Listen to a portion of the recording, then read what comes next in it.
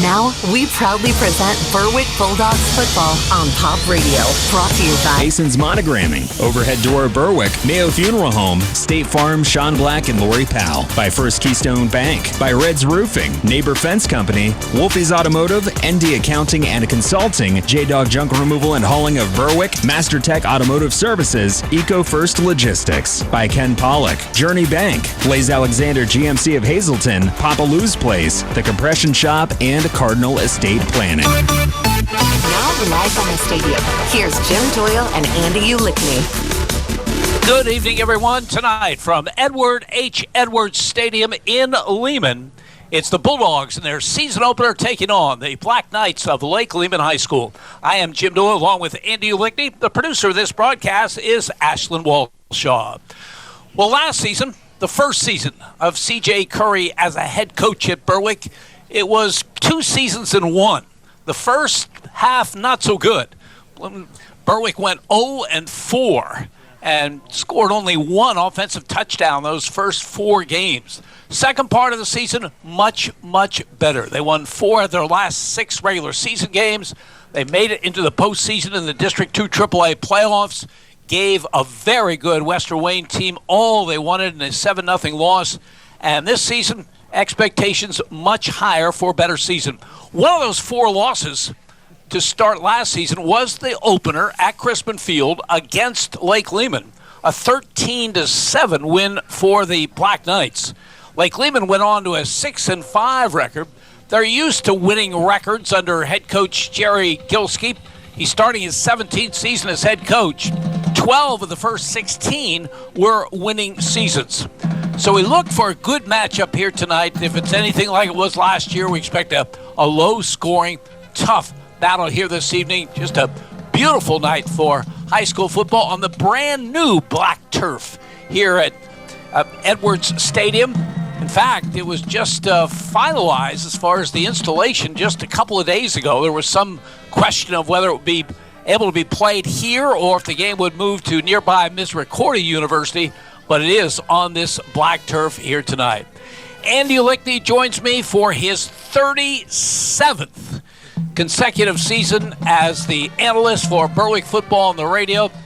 Andy, I'm speaking only for myself here, but maybe for you as well. One is, what we do never gets old. No, no, it doesn't. And 2 is, with the possible exception of a championship game, there's nothing better than opening night. It's thrilling, Jim. It's thrilling. I'm sitting waiting to get in the car, come to the game, get to your place, take the ride up, and I'm nervous. I'm anxious. I get jumpy.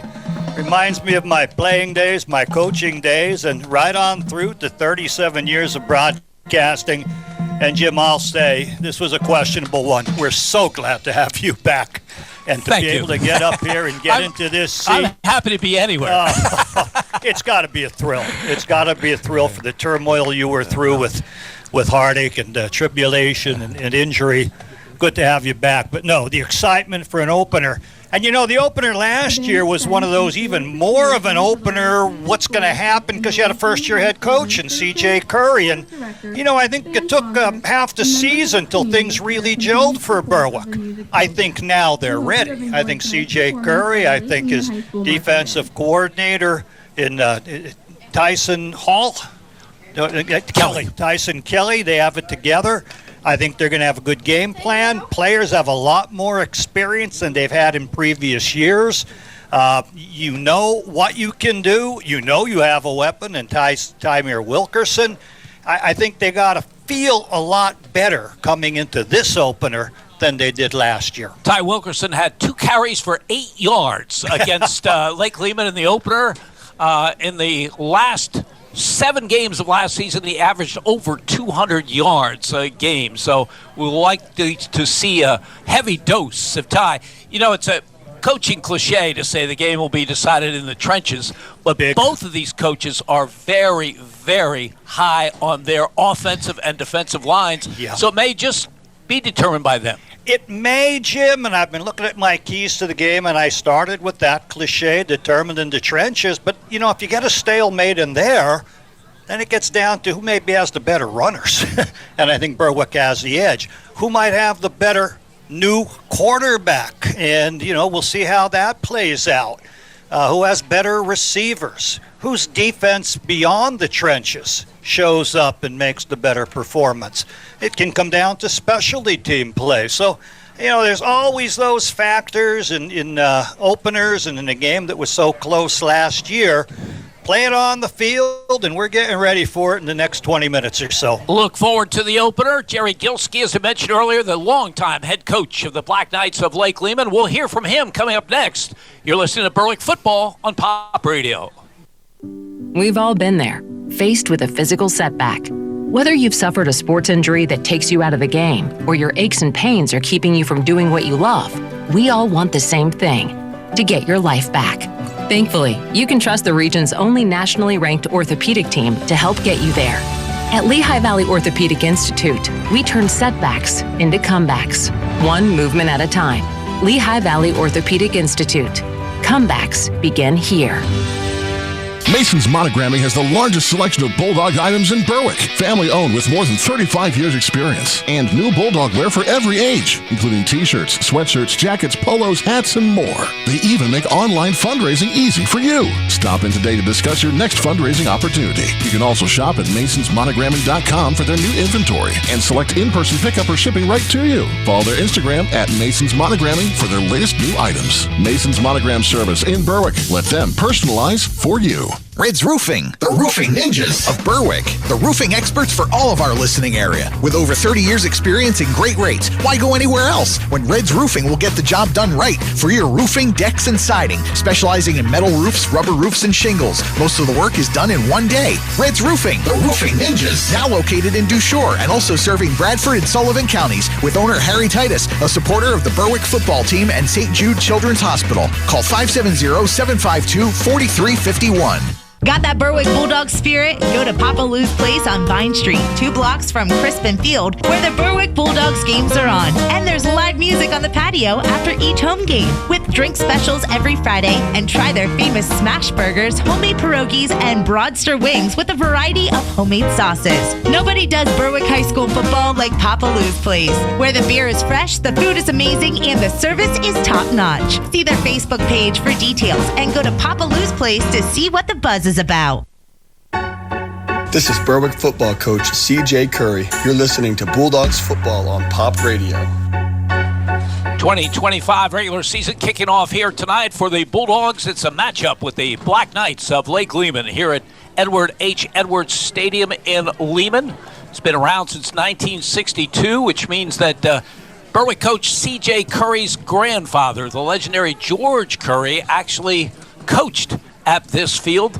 He was a head coach at Lake Lehman for 4 seasons before he took over as the head coach of the Bulldogs. Well, high school football teams are allowed one preseason scrimmage. Last Saturday, Berwick went against West Scranton. Lake Lehman faced off against a future Berwick opponent in Lackawanna Trail. Black Knights head coach Jerry Gilski evaluates that scrimmage. They're good. I mean, they use their scheme very well, running the Delaware with misdirection. I wish my linebackers read a little bit better, but overall we did all right. It was a quick scrimmage.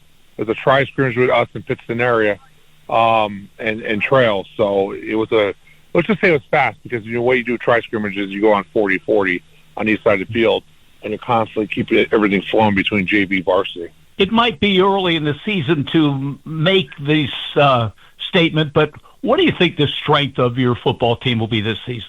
I think our strength is in between the tackles. And I really like the way the kids worked hard this offseason. We have a couple of gaps to fill for the most part, but I just like the way our kids buy in and work really hard. But our strength is going to have to be our attitude and work ethic. Last year when you played Berwick, Ty Wilkerson had 2 carries for 8 yards. As the season progressed, he got better and better and had more opportunities. Obviously, he's a player that you have to have your eye on. How do you slow him down? You got to take away his space. If you let a kid like that in space and make him comfortable, you'll have a headache. So you want to keep him, in front of us as much as we can, and limit that. He only had, I believe, only 2 or 3 opportunities to touch the ball in our last game. I think Coach realized they had to get him more involved as the season went. Obviously, he did that. So, but a kid like that, you want to tighten it down. You want to keep him in front of you. You want to keep him where the majority of the players are on the field. Do not give him space. That's Jerry Gilski, now starting his 17th season as head coach of the Black Knights of Lake Lehman. His career mark 93-73. Last season 6-5, making it 12 winning seasons in his first 16. And they ended up losing to Mid-Valley 35-18 in the District 2 AAA quarterfinals. The Bulldogs against the Black Knights. We'll check the starting lineups when we return. You're listening to Berwick Football on Pop Radio. Planning for the future doesn't have to be complicated. Attorney Nick Lutz of Cardinal Estate Planning in Berwick will guide you every step of the way. Whether it's protecting your assets, setting up a trust, or ensuring your family is cared for, Cardinal Estate Planning provides personalized solutions for you and your family's needs. Call or sign up on their website to attend a free educational workshop that will give you an understanding of the process and peace of mind knowing your legacy is in good hands. Visit them online at cardinalastate.planning.com. Let them help you plan for tomorrow today.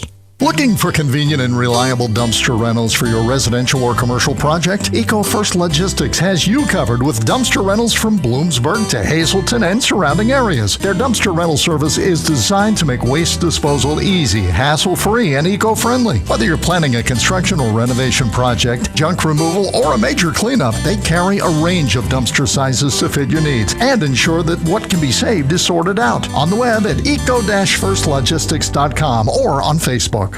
Hey guys, it's Ray and Pat from Blaze Alexander, Greater Hazleton on Route 93. What do we have? What don't we have? That's true. I was looking for 93, GMC, Rhymes. Every other car dealer, Rhymes sounds really good. But if you're in the market for a car, we got them. We sure do, and we're not like all the dealers, so why would we try to be? That's true. That is true. So listen, if you want a good time, if you want a good selection, come see us. We're 508 Susquehanna Boulevard, right down the block from the Laurel Mall, or check them out online at blazegmhazelton.com. Did you inherit an estate, or did you recently buy real estate that needs to be cleaned out? J-Dog Junk Removal and Hauling of Berwick is the easiest and the fastest when it comes to big clean-outs. They'll also clean out your attic, basement, or garage. Wherever you've got junk, call J-Dog Junk Removal and Hauling today at 844-GET-JDOG and get your job done the military way with respect, integrity, and trust. J-Dog Junk Removal and Hauling is proudly veteran-owned and operated. This is Berwick football coach CJ Curry. You're listening to Bulldogs football on Pop Radio. Season opener tonight here in Lehman, Pennsylvania, as the Bulldogs go against the Black Knights of Lake Lehman on the unique black turf.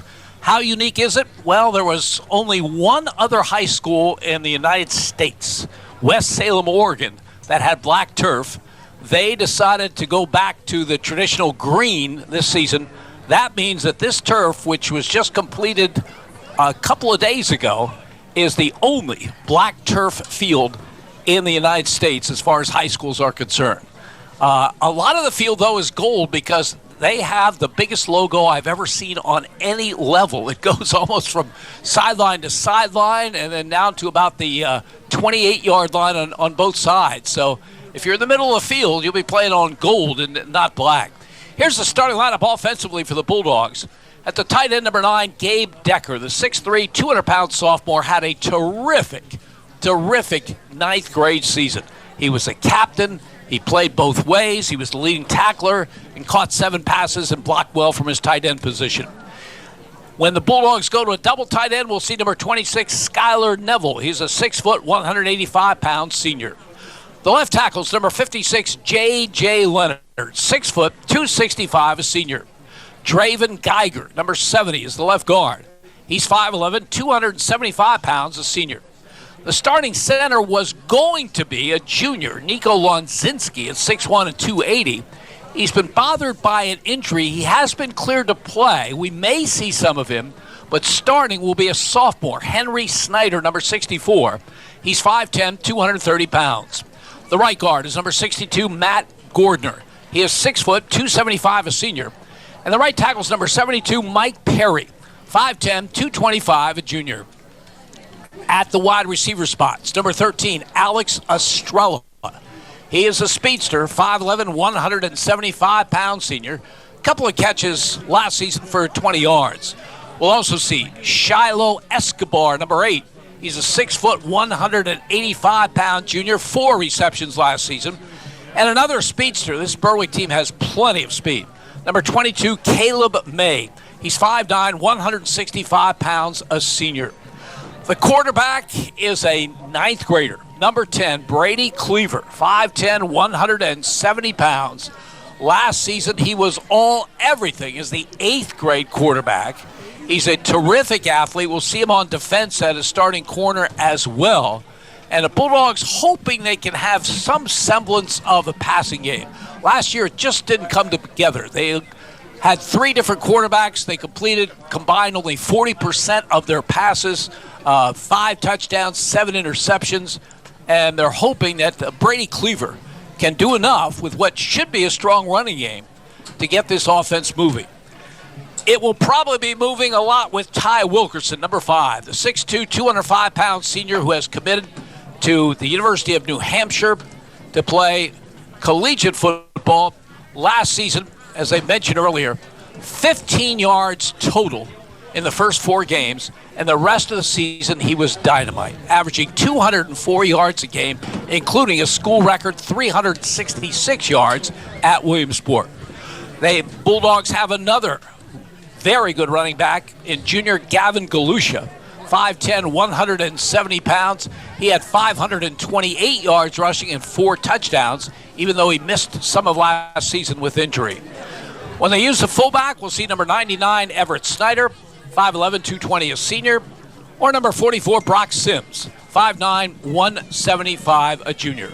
That's the starting lineup. Offensively for the Bulldogs under head coach C.J. Curry, starting his 2nd season as head coach at Berwick.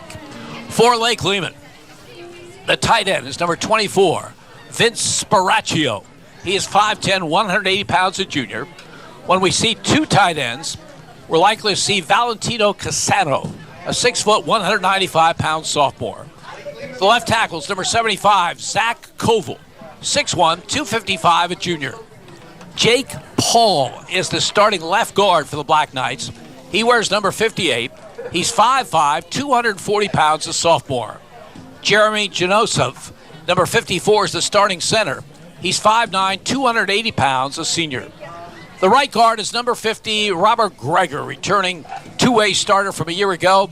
He's 6'1", 265, a senior. And the right tackle, number 77, Trent Gauze, 6 foot, 240, a senior. So it's a good-size offensive line, tackle to tackle, averaging 256 pounds a man. And a wide receiver, number 21, Jake Evans, 6'2", 185, a senior. The quarterback is a newcomer to that position, Tony Magnotta. He's a junior, 5'8", 160 pounds. The tailback that they expect to carry the load this season is number 34, Jaden Skapalis. He is 6'2", 210 pounds, a senior. We'll also see number 29, Chris Yetter. He's 5'11", 175, a senior. The fullback is number 45, Devin Albee. Good size fullback, 6'2", 250 pounds, just a sophomore. We'll also see Renan Smith, a junior, 5'7", 200 pounds. And another wide receiver in addition to Jake Evans will be Alex Smith, number 3. He's 5'11", 185 pounds, a junior. That's the starting lineup offensively for the Black Knights under Jerry Gilski in his 17th season as head coach. Again, a career mark of 93 and 73. Those are the starting lineups. The keys to tonight's game, Andy Lickney. Well, we hinted at the keys earlier, Jim, that it's going to be a battle of the trenches. You highlighted the size and the experience in these linemen. And I think depending on who wins that battle is going to have an edge. Now, when you look at the size of it, Lake Lehman, their front 5 go 280 pounds. That's 256 pounds a man, and there's experience in there. So it's a very good unit. But Berwick, their front 5 goes, I had to refigure it without Nico Lonzinski in there. They lose a little weight, but they're still 5 at 1270. So they're 254 pounds a man, just 2 pounds lighter. Now, of course, offense doesn't go against offense, but there's dual duty. Most of these guys flip over and play defensive line as well as the offensive line. So these guys are going to get pretty tired of hitting each other and leaning against each other. So not just the size, the physicality, the execution, but also the fatigue factor on this black turf on an opening game where it's still going to be relatively hot. Who holds out in the 48 minutes of a high school game in the fourth quarter is going to make some of the difference. But it's a bit of a stalemate when you look at the lines. But then I mentioned, well, look at who's running the ball. You mentioned Lake Lehman as Jaden Skapalis wasn't able to really do a lot of running early. He was a transfer from Hanover and had to sit. They had veterans in there. But he finished with 452 yards in part-time duty, 7.8 yards a carry. That's really nice numbers. But this year he's going to have to carry the load. He's going to be doing most of it. Berwick's going to be keying on him. It'll be a bit more of a test.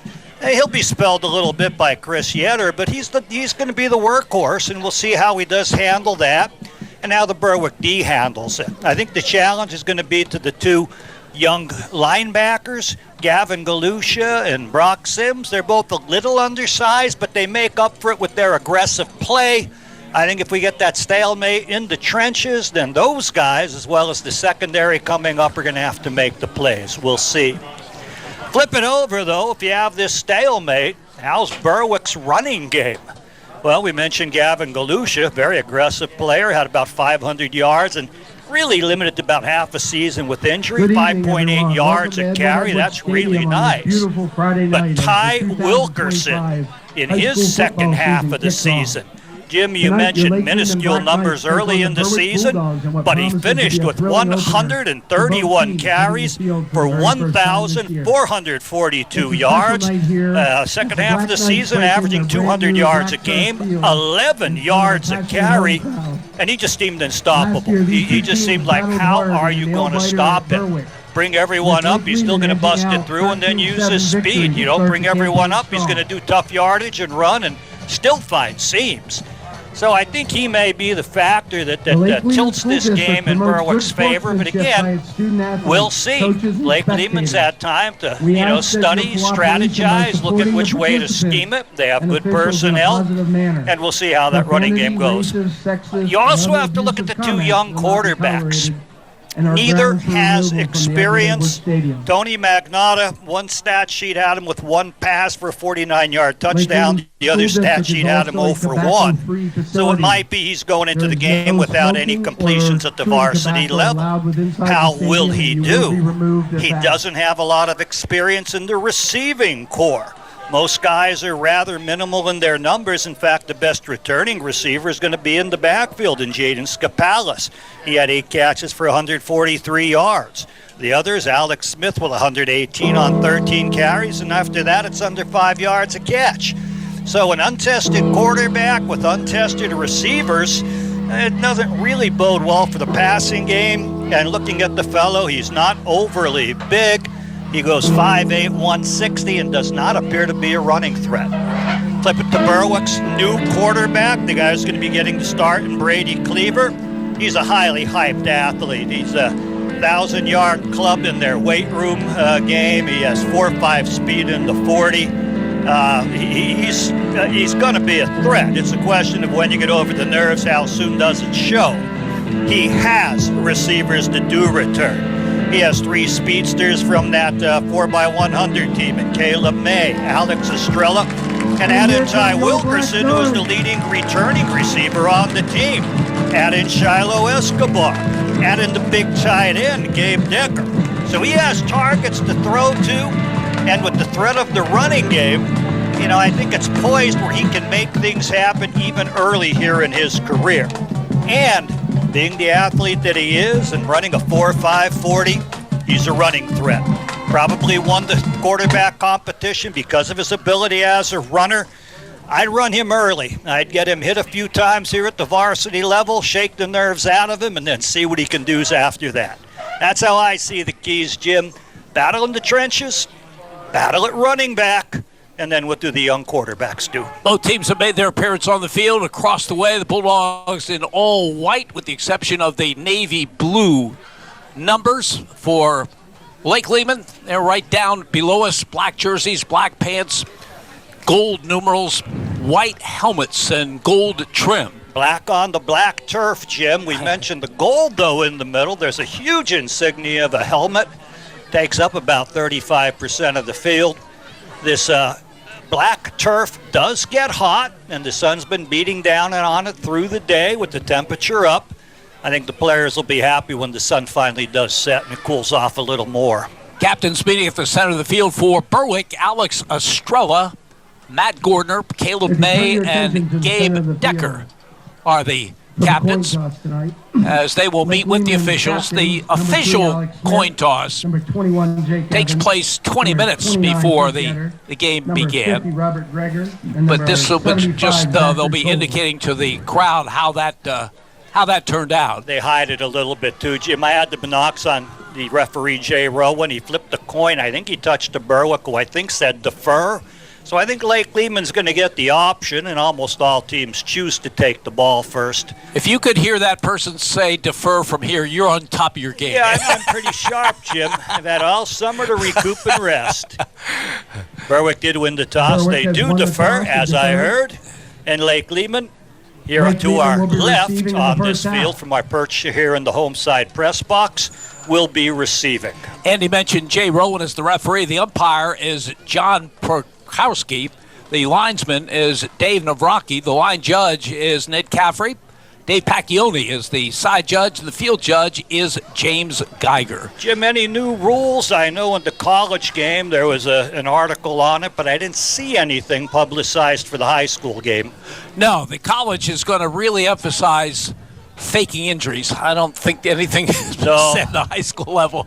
And really, at that level, the reason that's even a factor is because of all the high-powered, quick-moving offenses. Stopping the clock and making substitutions. Right, right, trying to slow things down. Ladies and gentlemen, so this Berwick offense had struggled early last season.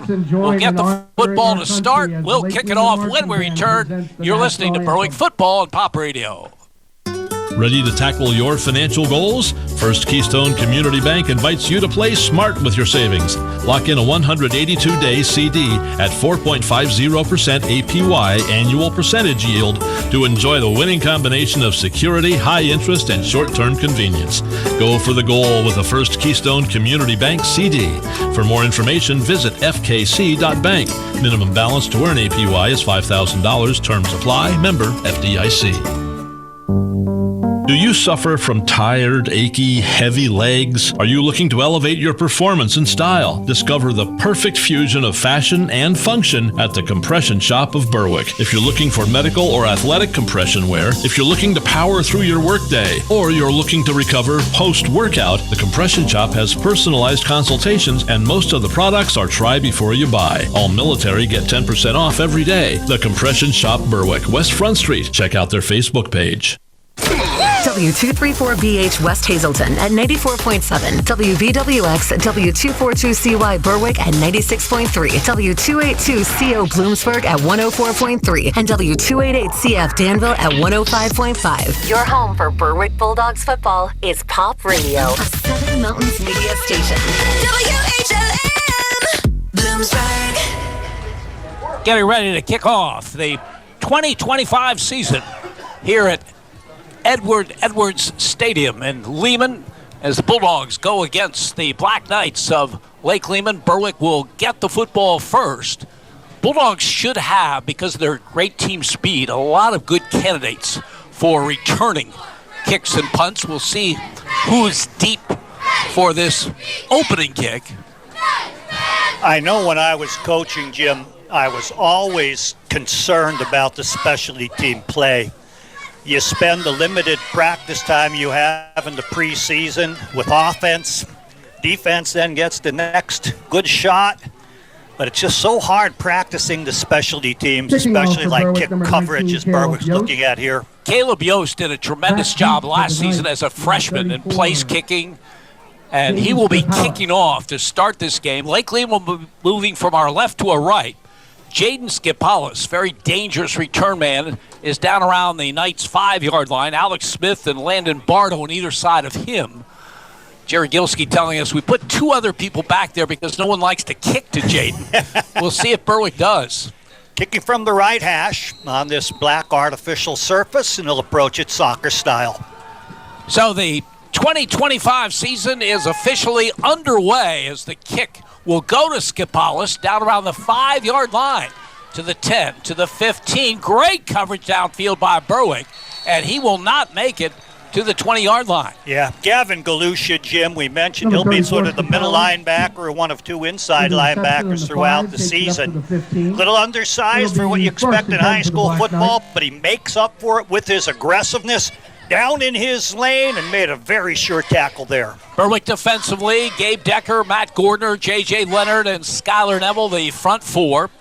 Brock Sims, Gavin Galusha, Everett Snyder, the linebackers. The corners, Brady Cleaver and Caleb May. Free safety, Alex Estrella. Strong safety, Ty Wilkerson. Ball's at the 16-yard line. Everett Snyder already sneaking up from linebacker to nose guard to show a 5-man front, Jim. And Magnotta under center. Skipalis is the running back. He gets the call. Hit behind the line of scrimmage, breaks away, but can only get to the line of scrimmage if that. Gavin Galusha coming up to push the pile, but it was the defensive front that met him. Look at those big defensive tackles in there, and J.J. Leonard and Matt Gordner, Everett Snyder we mentioned. The 5-man front is stronger against the run, so we anticipated this. I talked with Tyson Kelly about it. He said, yeah, we'll probably see more with Everett Snyder sneaking on up into that nose guard position. 2nd and 10, Black Knights from their 16-yard line. They've just inserted their big sophomore fullback into that backfield, Devin Albee, 6'2", 250 pounds. Magnotta under center. Gives straight ahead and not much doing, maybe to the 19-yard line on a straight-ahead carry. Yeah, tried to follow the fullback on an isolation, did a little sidestep move near the hole, but Berwick squeezed him in, linebacker level came up, secondary from safety came up, and just nowhere to go, even on the power behind that big fullback with the strong running of Skipalis. Still going to set up a 3rd and about 7. Ball at the 19-yard line, so our first 3rd down situation of this game. See if the Black Knights go to the air. They have the I formation with Albee ahead of Skipalis. 2 tight ends. Magnotta under center. Gives the ball off the left side of Skipalis. Gets some blocking, but appears to be short of the first down yardage, or did he get it? They're moving the chains. I thought he was short from our angle, Jim, but that was good, tough running. They telegraphed with a running formation. Berwick came up hard from the secondary, but they got enough of a seam and enough of a push, and then Skipalis would not go down. Ty Wilkerson trying to finish him off, but not till he got to the chains. So on a 3rd and 7, they hand it off, and Skipalis gets 8 yards and the first down. There's a few ways to read that. Confidence in the running game is one way it can look, or a lack of confidence in the passing game, Jim, with the very young quarterback. Again, the I formation.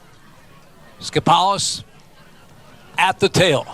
Gets the call off the left side. Has some running room. Skipalis has another first down for the Black Knights as he gets over the 40-yard line. First time they're not really running between the tackles, but off the left tackle, and then it opens where he could get to the sideline.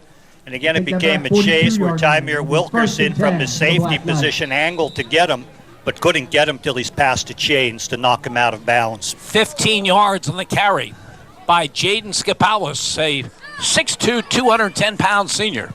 And a first down for Lake Lehman at the 42-yard line. 4 plays, 4 carries for Skipalis. When will they alter from that?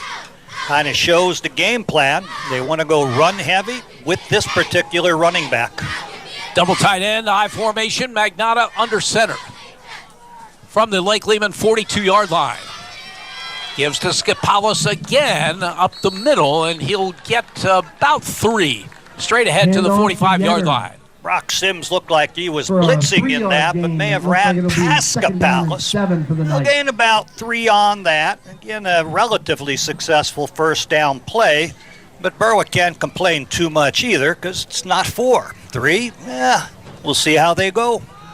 Magnotta goes to the sideline after every play. On a hot day. Play. Yeah. And it's only problematic when you get down near the goal line, either your goal line or the opposite. That's a long way for the quarterback to run. Plus, they're on the far hash, so you're doing the width of the field just about each time. 2nd and 7 from the 45. Magnotta, Skipalis again. Gabe Decker's the first to hit him. Bounces off Gabe. Another handoff and gets out to about the 49-yard line. Picks up 4. Yeah, Gabe Decker was aggressive, Jim, but his first move was up the field 2-3 yards, turned inside to contain. Well, they ran it inside him. I think he doesn't have to worry so much about this guy sweeping around him. He'll be able to get to it. He doesn't have to play that contain as aggressively. I think he'd like to come maybe 1 step instead of 2 steps across and then look inside where this team likes to power it. 3rd down and 4. Lake Lehman. They converted on their last 3rd down situation.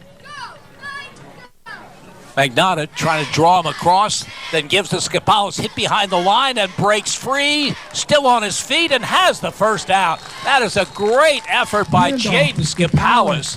I thought Berwick had that defended well. Looked like it might even be a loss. First couple guys penetrated by him again. I think Berwick needs to hold their positions a little bit better and look to make the tackle, locate the ball carrier. He did run, and the first initial line met him near the line of scrimmage, but kept the feet chugging, bounced away from it. And as you mentioned, very aggressive running. 6 yards on the carry, another 3rd down conversion. Skipalis started to trot to the sideline. Coaching staff said, nope. Yeah, we're going to give it to you again. Yeah, you stay in there. He's had every carry so far, and you can understand why. Limited weaponry otherwise in this offense. Chris Yetter now is the fullback ahead of Skipalis, and Yetter gets the call, and he's going to be wrapped up. Gain of maybe a yard to the 45-yard line. Gabe Decker among the people in on the stop. J.J. Leonard there as well. Yeah, Gabe Decker that time looked to be on the other side of defensive end. Didn't come across as deliberately. Crashed down inside, met it near the line of scrimmage. They'll hold him to half a yard. 2nd down and 9, and now Skipalis does get a breather as he comes to the sideline. Lake Lehman using a lot of first quarter clock. It's running with 6:35 remaining on this opening possession. Not a bad game plan to keep the ball away from Berwick's offense. 2nd and 9. Yetter is the tailback. Albee ahead of him in the eye. 2nd down call. Yetter gets the call. Hit hard, and he will not get back to the line of scrimmage. Gavin Galusha, Jim. Again, he's one of 2 inside linebackers. He's reading through to the tailback. He saw the ball put in the belly of Yetter, and he comes and meets him at the line of scrimmage, grabs him by the thigh, lifts it up, and brings the man down in an aggressive play. So Lake Lehman on this possession has converted on 2 3rd down plays. This will be the longest they have to go. 3rd down and 10 as Skipalis checks back into the backfield. They do throw to him, Jim. Last year, he's the leading returning receiver on this team with 143 yards and 2 touchdowns to his credit in the receiving game. 3rd down and 10. Smith starts in motion, and Lake Lehman uses a timeout. 5:33 to go, opening quarter. No score. You're listening to Berwick Football on Pop Radio. When you're shopping for insurance, you might say, "What? Huh?" I'm so over this. But what you really need to say is something that could actually help. Like a good neighbor, State Farm is there. When you get a local State Farm agent, they can help make it easy and help you choose the coverage you need. Plus, they're available online, over the phone, or even in person. I'm so into this. Visit your Berwick State Farm agents, Sean Black at InsureBerwick.com and Lori Powell at LoriPowell.net. This is Berwick football coach C.J. Curry. You're listening to Bulldogs football on Pop Radio. 5:33 remaining in the first quarter here, the season opener. Berwick at Lake Lehman. And maybe the biggest call so far coming up. Following the Lake Lehman timeout, the Black Knights have a 3rd and 10, and they have it at the Berwick 46. Timeouts are often for strategy, Jim, and on 3rd and 10, you'd certainly want to rethink the play. But also give your players a rest in these hot, fatiguing conditions with almost every play has been a run. Skipalis is the lone running back. Wide receiver to either side. In motion is Smith. And here's a give on a counter and nothing doing as Yetter got the call, and Brock Sims is there to make the stop. Berwick comes up with a big defensive play. Punt team on for the Black Knights. Skylar Neville was a defensive end here on the near side where the reverse was coming, Jim. He took on a pulling guard who's going to try to knock him and kick him out. He just stood him up. Nowhere for the running back to go. And as you mentioned, Brock Sims coming through finishes him off very, very well. Big defensive play there. Landon Bardo back to do the punting for the Black Knights. Landon Bardo. Tony Magnotta does the long snapping. For Berwick, Brady Cleaver is one of two deep men, as the kick will go to Cleaver at the Berwick 18-yard line to the 25 and out near the 26-yard line. So Berwick is going to get the football for the first time in this game with 4:38 to go in a scoreless first quarter. Holden Harris getting down for the Black Knights to make the tackle, but boy, some very nice initial moves by the quarterback return man, Brady Cleaver there. Berwick will huddle, compose themselves. Team should be well rested with a lot of the offensive players not having seen action yet. Lake Lehman defensively across the front, Logan Ripka, Trent Gauze, Zach Koval, Robert Greger, Lucas Conte, Renan Smith, and Jaden Skipalis are the linebackers. The corners, Landon Bardo and Alex Smith. The safeties, Chris Yetter and Jake Evans. Berwick moving from our right to our left. Their first snap after a shift. There's an I formation. Ty Wilkerson is the tailback in the I, and a flag down the play.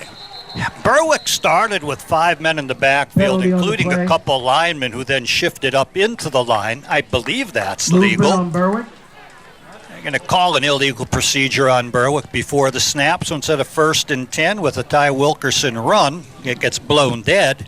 It'll be a 1st and 15. Moves it back 5 yards. It'll be first down and Again, 15. Brady Cleaver, just a 9th grader, had a great season for 8th grade last year, but a huge jump to starting on the varsity level.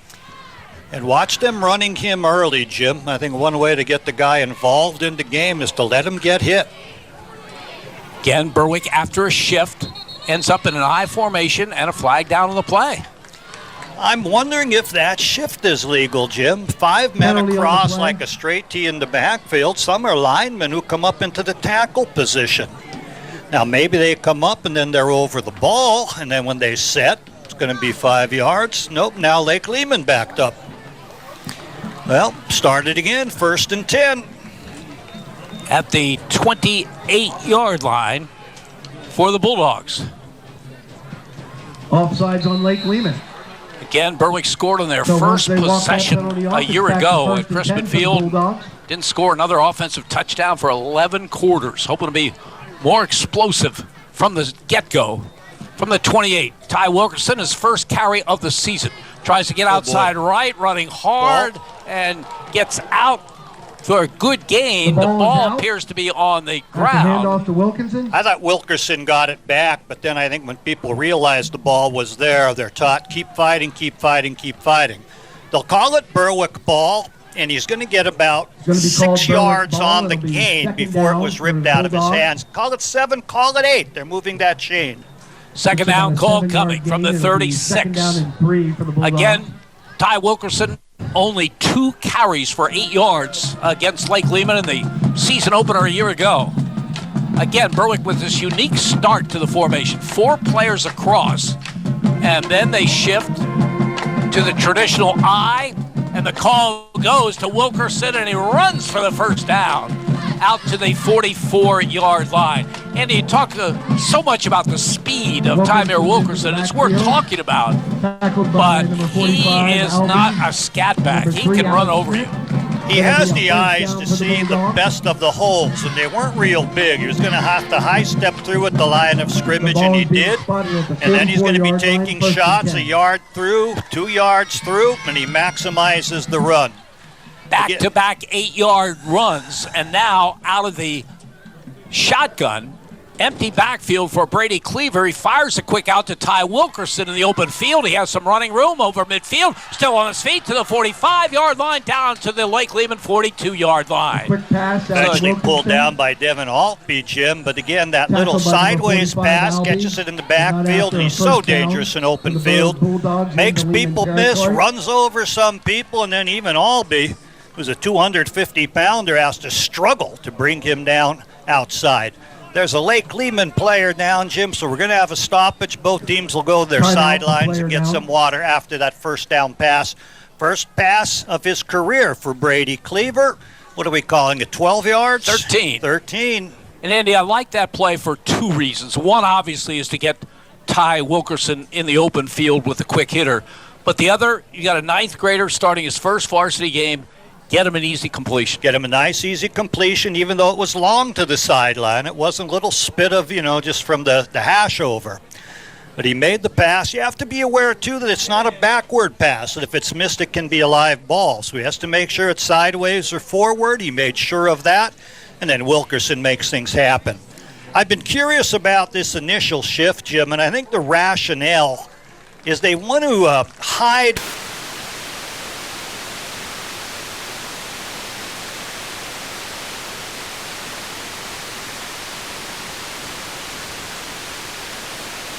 G formation, shift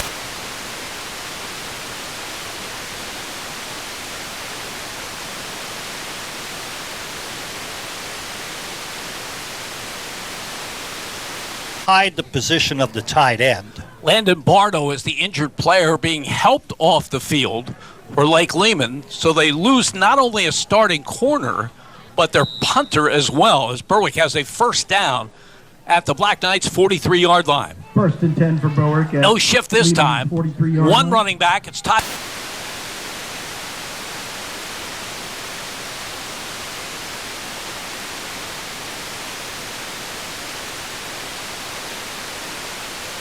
Yard gain to the 41. Second and 8 Bulldogs. They ran toward a double wing, hoped to outnumber people on the outside. Quick pitch came nicely, hard up to his eyes, but he managed it well. Got himself out there, but Lake Lehman was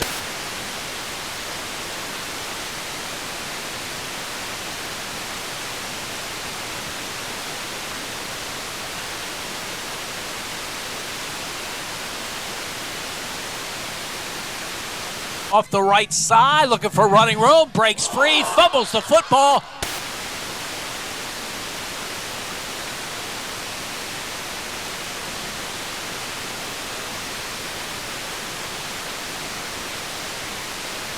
Up for the second time in this opening quarter. This time, the Black Knights come up with it. Zachary Covell chased from behind. He's a defensive lineman, and it was a wonderful run by Tymere Wilkinson, but then 10, 12 yards into it, trying to extend for more. The ball gets ripped out of his hands. He's aware, but he can't get back because of tacklers on him. Berwick had a lineman jumping for it. But big Zach Covell, 255 pounds, is the man who does come up with the football. Second time Tymere Wilkinson has put the ball on the ground. 2:14 to go in a scoreless first quarter. Lake Lehman's second possession. They have it at their own 27-yard line, as Magnotta will operate out of the shotgun. And he's going to keep it himself, and he is going to be buried. So he tried the carry, and J.J. Leonard wrapped him up. Yeah, you better block him, Jim. He's a big dude, an experienced defensive tackle. And somehow he saw the quarterback, the only man in the backfield, not looking to pass, but coming running in his direction. Sheds the potential blocker, and it'll be a loss of a yard. Second down and 11 for the Black Knights at their own 26-yard line. Berwick defense looks to the sideline. Brand new defensive coordinator for the Bulldogs this season, Tyson Kelly, a linebacker for the Bulldogs under head coach Gary Campbell. Skapalis, the lone running back. Magnotta under center. Back to throw. Fires a quick out to the far side. Has his man Alex Smith spins by one man and will pick up 3 or Quick 4. pass out to Alex Smith. So he gets out to about the Caught for a 31-yard gain of line. 5 on the play. Bring up 3rd down and about 6 for Lake Lehman. Jim, you like the strategy when 3rd and Berwick 6 for had the Black Brady Knights. Cleaver throw the sideways pass. You'd have to agree for Tony Magnotta for his first pass of the game to throw one sideways to one of his more dependable receivers. However, he wasn't able to really extend the play all that much. One thing Berwick's doing, which I wasn't expecting, Jim, Gabe Decker has quite a reputation as a defensive end. They've been moving him inside to defensive tackle an awful lot in their defensive schemes. Now they have him walked off as a linebacker. 3rd down and 6. And Lake Lehman appeared to jump across that offensive line, getting an extra step. Berwick certainly pointing out the transgression, and that'll make a tough situation tougher. 3rd and 6 earlier, we saw the team running in a similar situation. Well, now you have to say with 3rd and 11. No. Berwick guilty of causing the infraction. It'll be a 3rd and 1. They have a huge fullback, Jim, and number 45, Devin Albee, a 250-pounder. Might we see him, or will we see him lead block for Jaden Skapalis, or maybe just a quarterback sneak behind their center? Magnotta goes to the sideline to get the play call. 30 seconds remain in this opening quarter. No score. And Lake Lehman's 3rd and 6 has just turned into a 3rd and 1. Center is a 280-pounder in Jeremy Janasov. Magnotta under center. Tight formation. Skipalis gets the call, breaks free, still on his feet, down the field at the 30, and caught by Ty Wilkerson at the 25-yard line. Skipalis on a 3rd and 1 breaks free, and only the speed of Ty Wilkerson prevented a touchdown there. The bad news for Lake Lehman is Skipalis coming off, limping noticeably. He'll also need a breather after that sprint, Jim. They brought in the big center, as we mentioned. They brought in the big fullback in Albeck, 250 pounds, stacked him over left guard, and then ran power. When the scrum kind of breaks free, Skapalis is still upright, and he breaks the long run. Caleb May and Tyrone Milkinson running him down. And that is the end of the first quarter play with the score. Lake Lehman nothing, Berwick nothing. You're listening to Bulldogs football on Pop Radio. It won't be long before tax time rolls around, so remember to visit Michael Daddio CPA at ND Accounting and Consulting for your income tax needs. ND Accounting and Consulting handles both business and individual taxes, as well as offering a variety of accounting services, including payroll, auditing, and bookkeeping. For tax and accounting services, look for Michael Daddio CPA at ND Accounting and Consulting with 2 locations, 214 Pine Street in Berwick and 5929 Main Road in Sweet Valley. In case you haven't noticed, warm weather is back. Time for sunny days, family trips, and cool nights cruising with the windows down. Let MasterTech Auto Services of Berwick get your vehicle ready for the season. Whether you need a state inspection for your car, truck, or motorcycle, a general tune-up, or getting your AC in top shape, MasterTech Auto Services will do their best to get you in and out the same day, saving you money every step of the way. Schedule an appointment today at MasterTechAutoBerwick.com. This is Berwick football coach C.J. Curry. You're listening to Bulldogs football on Pop Radio. Jim Doyle and Andy Lickney from Edward H. Edwards Stadium in Lehman on the black turf of Lake Lehman High School. 1 quarter in the books in this 2025 season opener. No score, but that last play of the first quarter was dynamic. Jaden Skipalis, excellent senior tailback for Lake Lehman. A 39-yard run to the Berwick 25. And that's where Lake Lehman will have it to start this second quarter. Skipalis came off limping, but he looks fine on that sideline, walking without the limp, although he will not be in for this first play. Lake Lehman moving from our right to our left. Magnotta under center. And Chris Yetter is the lone running back. Double tight end alignment. Magnotta gives it to Yetter, looking off the right side, nothing there. Berwick slowed him up with that front, and then Gavin Galusha came from his linebacker spot to make the play. Mentioned stalemates at the line of scrimmage. Berwick engages, forearm shivers to the offensive linemen who don't really move them. And then the linebacker sifting through and making the play from behind. It'll be a loss of half a yard. 2nd and 11 for the Black Knights at the Bulldogs' 26-yard line. Skapalis is back in that lineup. He's had 8 carries for 77 yards in the first quarter, Jim. He's their offense. And they will have the big fullback in there, but he's lined up on a wing to the right. Now comes in motion, leads the blocking for Skapalis, who's looking for room, and he has some, and he gets down about the 20-yard line. J.J. Leonard coming back to get him from his defensive tackle position.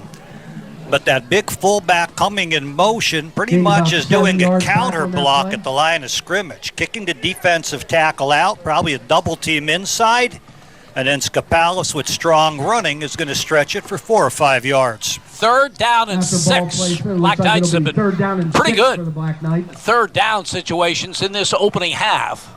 And they're in field position where if they don't get it on 3rd, they can go for it on 4th. So they'd be happy to get half of this if they can. Skapalis again is the running back. They have a lineman, a number 50, in front of him. So it's a power eye to the right. Skapalis follows the blocking, looks straight ahead, carrying strong, close to a first down. I think he has it.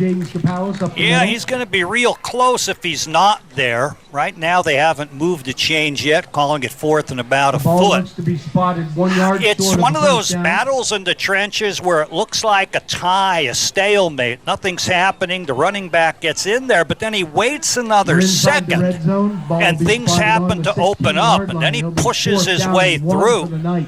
Power eye, 2 power eye backs leading the way, extra blockers. It'll be 4th and short coming up. 4th down play. Again, power eye formation. Skapalis, the lone running back. He gets the call, has room, and gets the first down off the left side. Hand off to James Skapalis. He does. What they're doing is they're bringing the big 250-pound fullback, Devin Hall, back up the way the Philadelphia Eagles do for their tush push, putting him right behind the guard on the left side.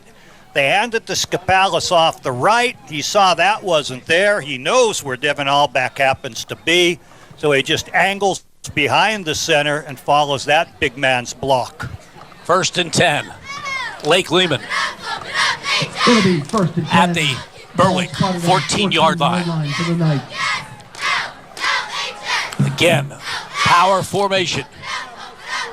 Lots of beef in the backfield, and we have a stoppage, and Lake Lehman uses their second timeout. 8:58 to go in the first half. We are scoreless. You're listening to Bulldogs football on Pop Radio. New home, big dreams, real life plans. You're saving, you're doing the best you can. You need a friend and a helping hand. Journey Bank, Journey Bank.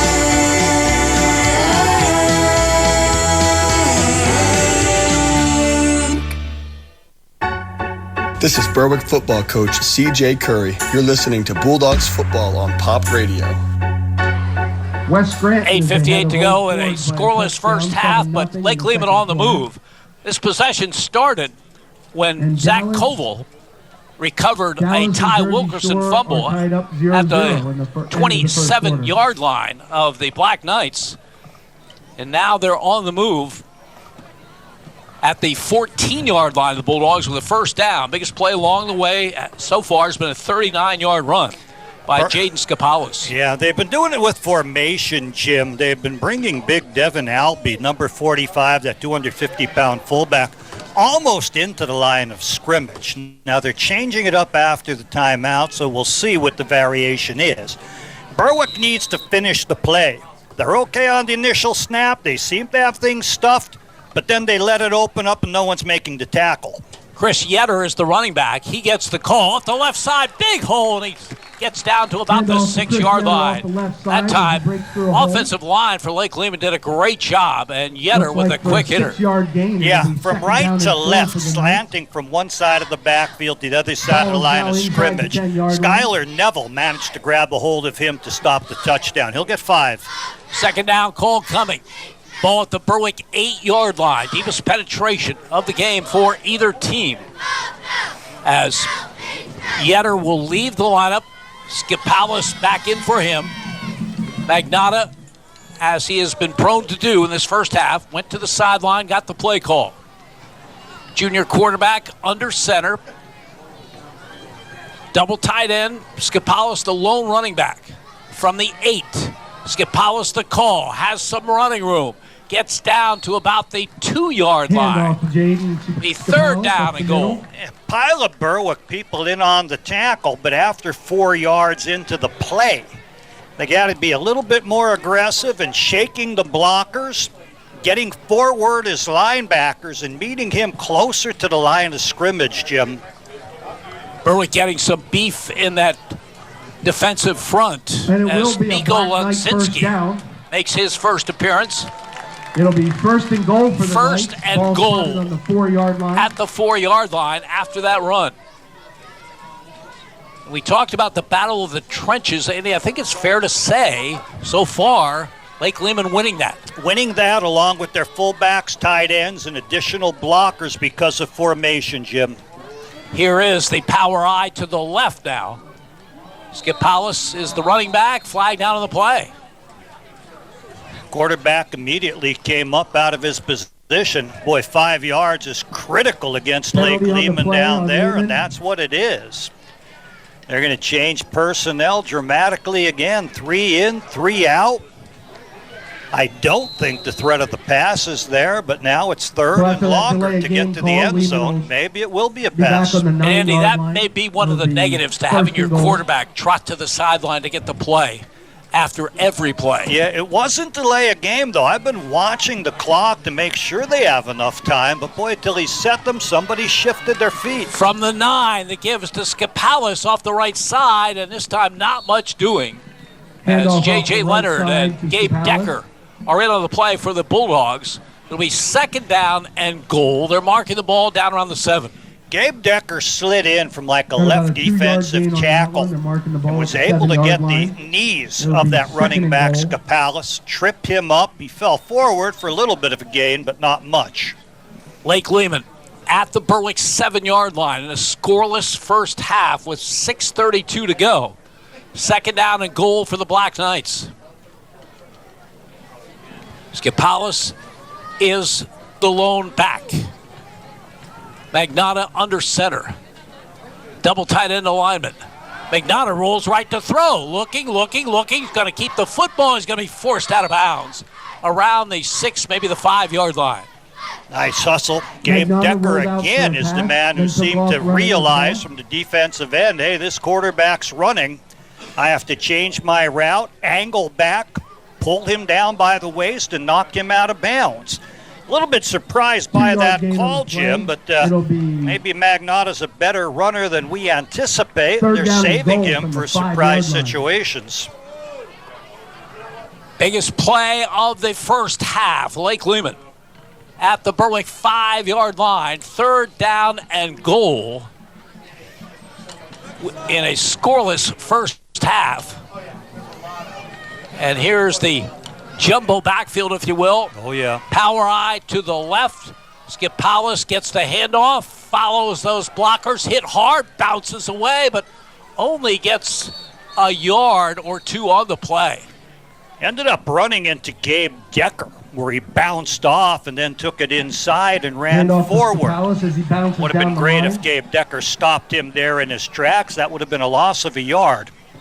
Do they have a field goal kicker, Jim? I see the quarterback is still in there. And they have the center. And Alex Smith is about to take the snap. And everyone else is lined up over to the left.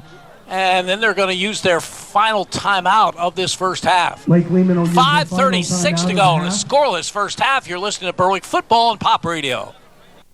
What's worse than being broken down on the side of the road, and who's going to fix it without disrupting your life and cash flow? Since 2023, Wolfie's Automotive, 435 Washington Street, Berwick, has been keeping drivers on the road with the best prices and the shortest lead times. From large and extensive repairs to routine oil changes and even auto detail. They are honest, dependable, and will have you back in business in no time. Wolfie's Automotive in Berwick, the local, trustworthy mechanic. Just see it for yourself. This is Berwick football coach CJ Curry. You're listening to Bulldogs football on Pop Radio. I stand corrected. That last timeout was called by Berwick as Lake Lehman went to a strange alignment on this 4th and goal from the 4-yard line. They had the center lined up and the quarterback ready to take the snap, and everyone else was over here on the left. So Berwick took a look at that and called the timeout. Yeah, timeout. See if the Black Knights come up with the same play. There's the snap, and Smith has it, and he goes in for the touchdown. Alex Smith. So the snap to Alex Smith. It was just he in the center on that side of the field. He goes in from 4 yards out. Nifty looking play, and Lake Lehman has the lead.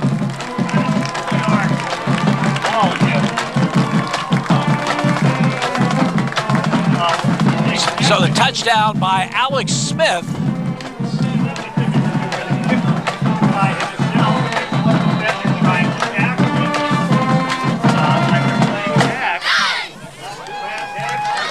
In to kick the extra point. Better quarterback or a better runner than people anticipate. Alden Gallagher will attempt the extra point. His kick is up, and the kick is good. Time on the field. 5:32 to go. First half. Lake Lehman 7. Berwick nothing. You're listening to Bulldogs football on Pop Radio. We've all been there, faced with a physical setback. Whether you've suffered a sports injury that takes you out of the game, or your aches and pains are keeping you from doing what you love, we all want the same thing, to get your life back. Thankfully, you can trust the region's only nationally ranked orthopedic team to help get you there. At Lehigh Valley Orthopedic Institute, we turn setbacks into comebacks, one movement at a time. Lehigh Valley Orthopedic Institute. Comebacks begin here. This is Berwick football coach CJ Curry. You're listening to Bulldogs football on Pop Radio. Alex Smith in from the 3-yard line to give Lake Lehman the lead after a long drive which started at their own 27-yard line.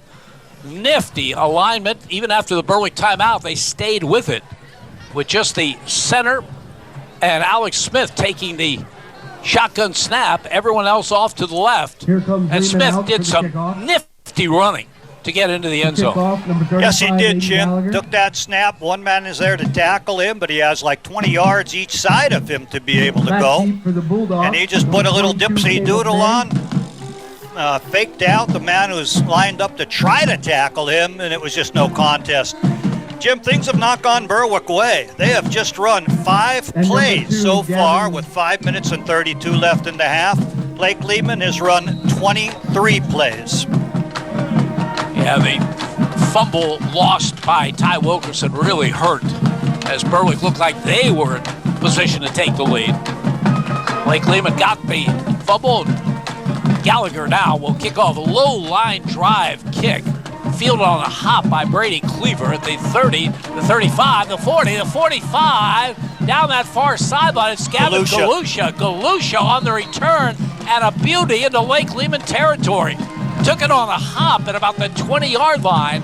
Great return by Gavin Galusha, and Berwick in business, trailing 7-0 with 5:20 to go in the half. Yeah, his number 2 cohort, Colden Harris, on the other team, eventually does pull him down to stop the touchdown. But Berwick with fine returns there, able to make themselves in great field position. It'll be spotted on the 40-yard line. It'll be first and 10. So a 40-yard kick return by Gavin Galusha, and Berwick has it first and 10 at the Lake Lehman 40-yard line. Bulldogs moving from our left to our right in this second quarter. Lake Lehman getting a safety on very late, but he's set. Wilkerson is the lone running back. Cleaver under center. Wilkerson gets the call. Stood up at the line of scrimmage, breaks free, and it looks like he's got a first down. Terrific move by Ty Wilkerson. Looked like he was stopped at the line of scrimmage. Bounced out left. They're going to mark him a yard or two short of that first down yardage. Yeah, he went over left guard and veered in and almost came to a standstill before breaking out hard to the left and getting the next 6-7 yards of the run. Second down and 3. 7 yards in the carry by Wilkerson.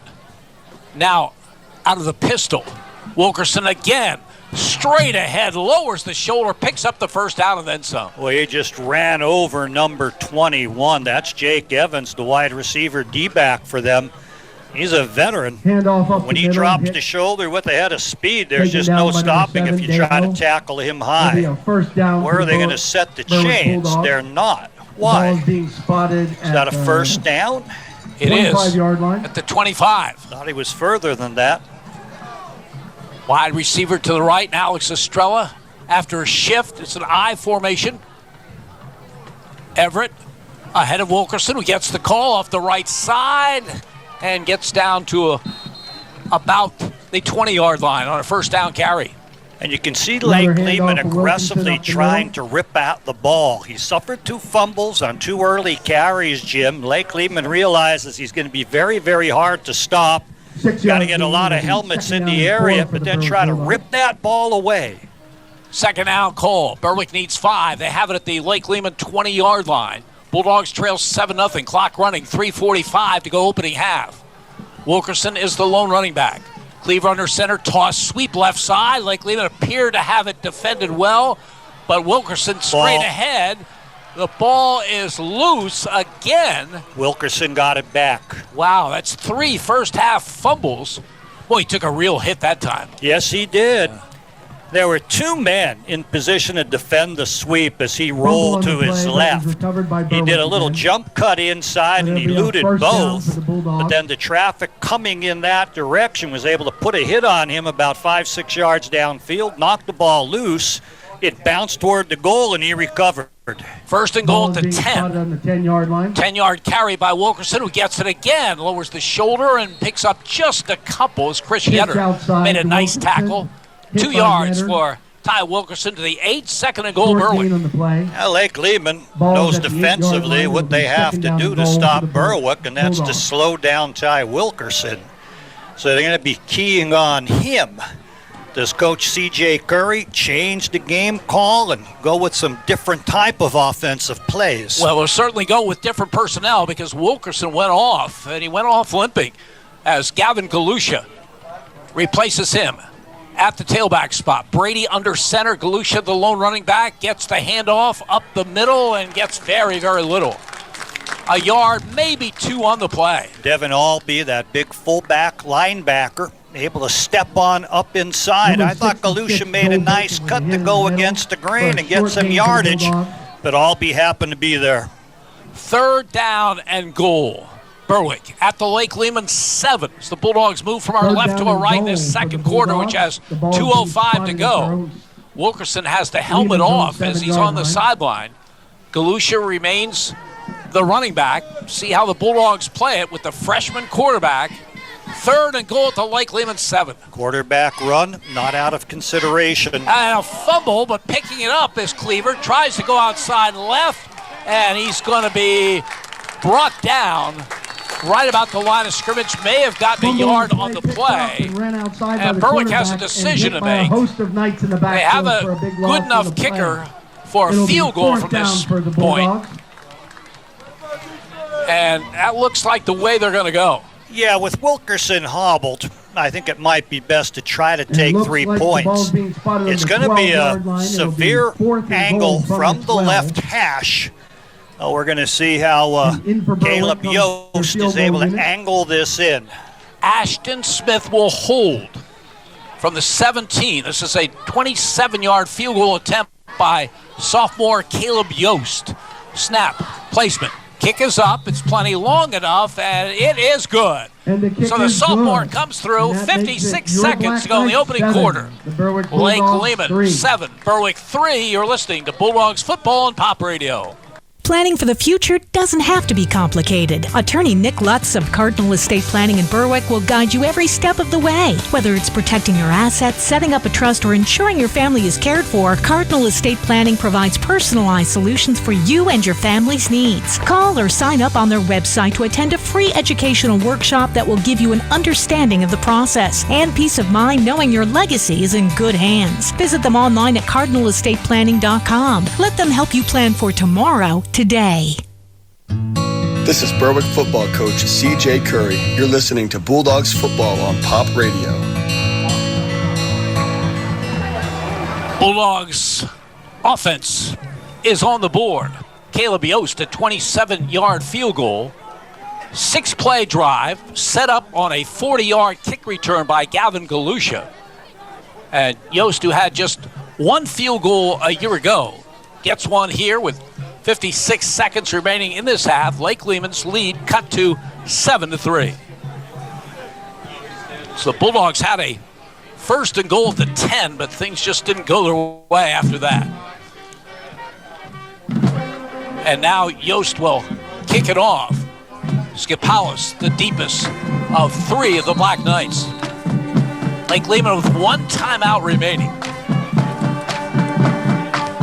Yost's kick is high, and Skipalis back at his own 7-yard line. Return to the 20, the 25, and out to the 32-yard line. Caleb May makes the stop on special teams for the Bulldogs. Yes, he does. Put his shoulder into the man. I was wondering if Berwick would kick deep. Under a minute to go here in the half. The team that's limited to just one timeout. And basically going with an all-run offensive game plan. There's some kind of a penalty during the play. Was it a hold against Lake Lehman, Jim? I saw the referee pointing toward Lake Lehman, but I did not see the indication. Yeah, I didn't see it, and I didn't see the flag. But it looks like they're going to move it back. That'll help Berwick, too. Even if Skipalis is able to break off a few longer runs, just keep him out of the end zone and work this half to an end with 49 seconds to go. And Ty Wilkerson healed up and come back and win it in the second half. And there is Ty in the secondary, so good news for Berwick. 49 seconds to go. I'll be surprised to see anything very fancy for Lake Lehman. Berwick does have 2 timeouts remaining. Skipalis, the running back, I have him with 98 yards so far in the game, so he'll probably have a 100-yard first half if they continue to feed him the football. Albee on a wing to the right. Smith goes in motion, takes the handoff, sweeps the right side, and is brought down for little or no gain. Gabe Decker chased the whole play down. It was a reverse from his side across the field. Ty Wilkerson came up from safety, seeing it, would not let the man turn up, and Gabe Decker gave him a good push out of bounds. How good is Gabe Decker going to be as a sophomore? Leading tackler on the team as a 9th grader. George Curry used to always say the 2 most important positions on defense in high school football are the defensive ends. Well, with Skylar Neville on one side and Gabe Decker on the other, Berwick has a pair of really good players at that position as the first half comes to an end. With the score, Lake Lehman 7 and Berwick 3. You're listening to Bulldogs Football and Pop Radio. Are your appliances feeling a little bit outdated? You looking for the best deals in town? Well, look no further than Flick Brothers Electric, your go-to family-owned appliance paradise. Flick Brothers Electric has all the top-notch name-brand appliances you could ever dream of. Washers, dryers, refrigerators, dishwashers, microwave stoves. They even give free estimates on Fujitsu ductless air conditioner heat pump units. Flick Brothers Electric on Maple Lane, keeping Bloomsburg cool, clean, and cooking for over 65 years. Call them at 570-784-3444. Neighbor Fence Company has fencing for where you want it, serving Columbia, Montour, and Luzerne counties. Neighbor Fence provides top-quality residential and commercial fencing, vinyl, chain link, wood, aluminum, and ornamental fencing, plus vinyl railing and specialty products. Neighbor Fence Company, 1140 State Route 239 in Wapwallopen. Call 570-752-4423 or visit them online at neighborfencecompany.com. Neighbor Fence Company is a proud sponsor of local youth athletic teams. The Mayo Funeral Homes, located at 110 Chestnut Street in Berwick and 77 Main Street in Chickashinny, are proud sponsors of Berwick Bulldog football.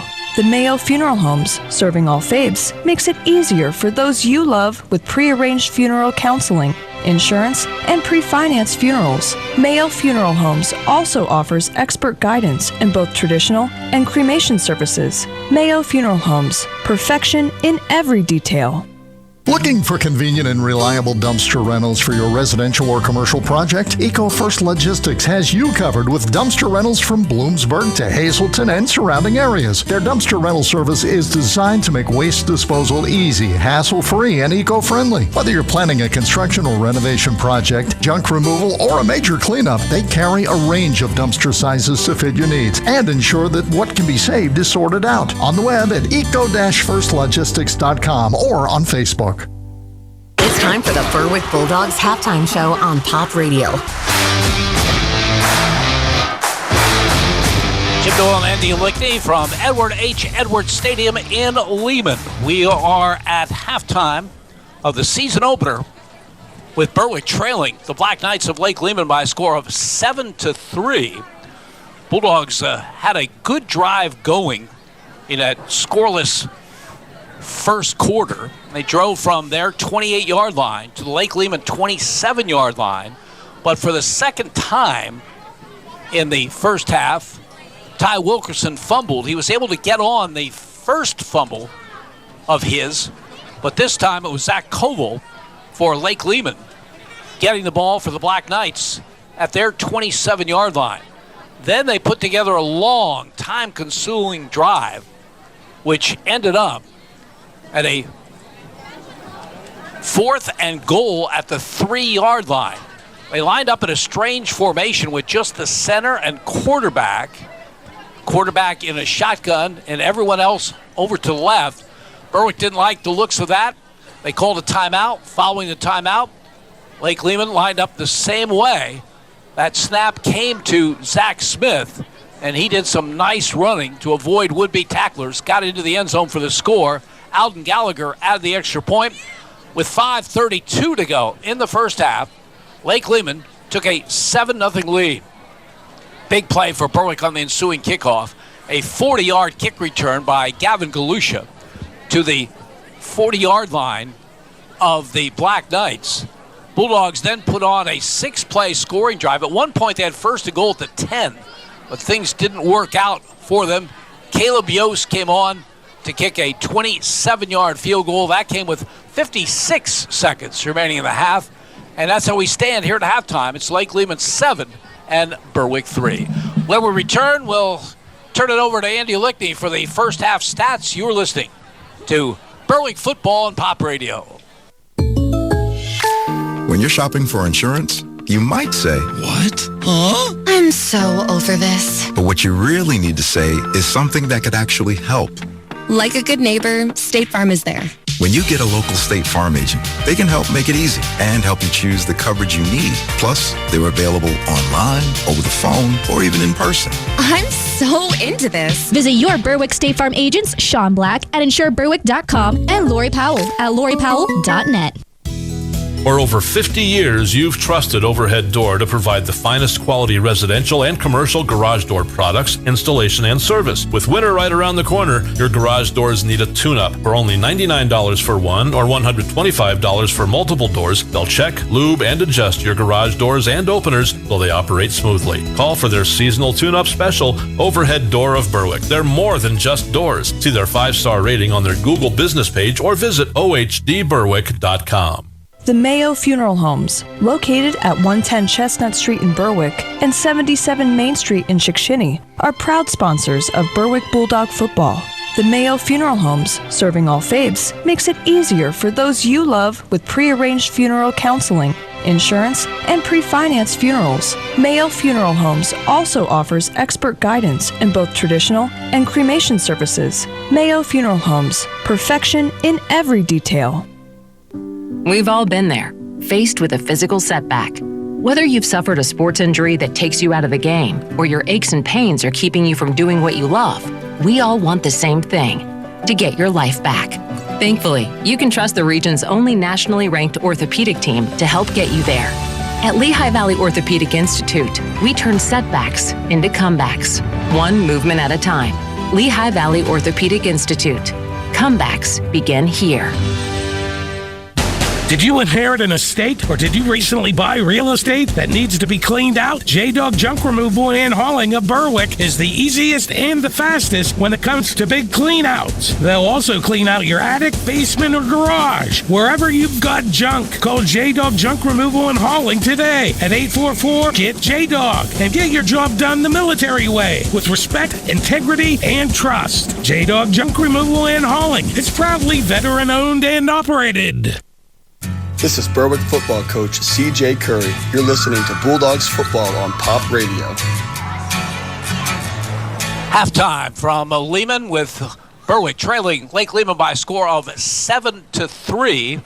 Bulldogs will have their home opener next Friday against Mid-Valley, a team that defeated them last season. Mid-Valley opening the season against Pittston Area. Last score we had there was Pittston Area leading in the first 7-0. Later on in the halftime, we'll go to Ashland Walshaw for an update on all of the scores in a very busy Friday to kick off the 2025 season. Berwick trailing Lake Lehman at the break 7-3. Stats from that opening half, Andy Ligny. The stat I want to look at first, Jim, is number of plays run. That would sort of indicate time of possession. And Lake Lehman has had the ball twice as often as Berwick. I have them with 24 offensive snaps compared to Berwick's 12 offensive snaps. We talked about a battle of the trenches, and it's been that. But Lake Lehman has been adding in big fullbacks, power backs in the power eye, people in odd sets upright behind the guard, and they've been making stalemates at the line of scrimmage turn into wins for the Lake Lehman power running game behind Jaden Skapalis. Skapalis has been the story. He has 14 carries by my count for 98 yards. And he runs tough. There's not much of a seam. He'll often wait half a step, wait for it to open, break on through. Or if there is to seam, he hits it hard and then powers through the linebackers and into the secondary. He's been very impressive. Number 34 for Lake Lehman, Jaden Skapalis, 98 yards here in the first half on 14 carries. No one else has had much effect. Well, they've had effect blocking. Chris Yetter's had 5 carries for just 1 yard. Alex Smith took the trick play. Lined up like a field goal, but with everyone to the one side, but the long snapper and him, and one man wide the other way. Snapped him the ball, one tackler between him and the end zone, and with a little zig, a little zag, made him miss and went in standing up. He has 2 carries for -1 yard by my count, as he was caught on a reverse after that. Tony Magnotta, the quarterback, not running much by design. We saw once down in the red zone, he ran nicely for a 4 or 5 yard gain. 2 carries in all for 5 yards. So the net of 103 yards in the running game on 23 carries. But again, the bulk of that by Jaden Skapalis, a tough runner with 98 of the team's 103 rushing yards. Passing, not really part of the game plan. 1 sideways pass, a 3-yarder, caught by Alex Smith. He'll take that one and just a little bit of a variation. So in all, 24 offensive plays, 106 yards for the Lake Lehman Black Knights here at halftime. Berwick, half that total, 12 plays only, 11 rushes, 1 passing play, a total of 77 yards. The 1 pass, that also is a sideways pass in the backfield.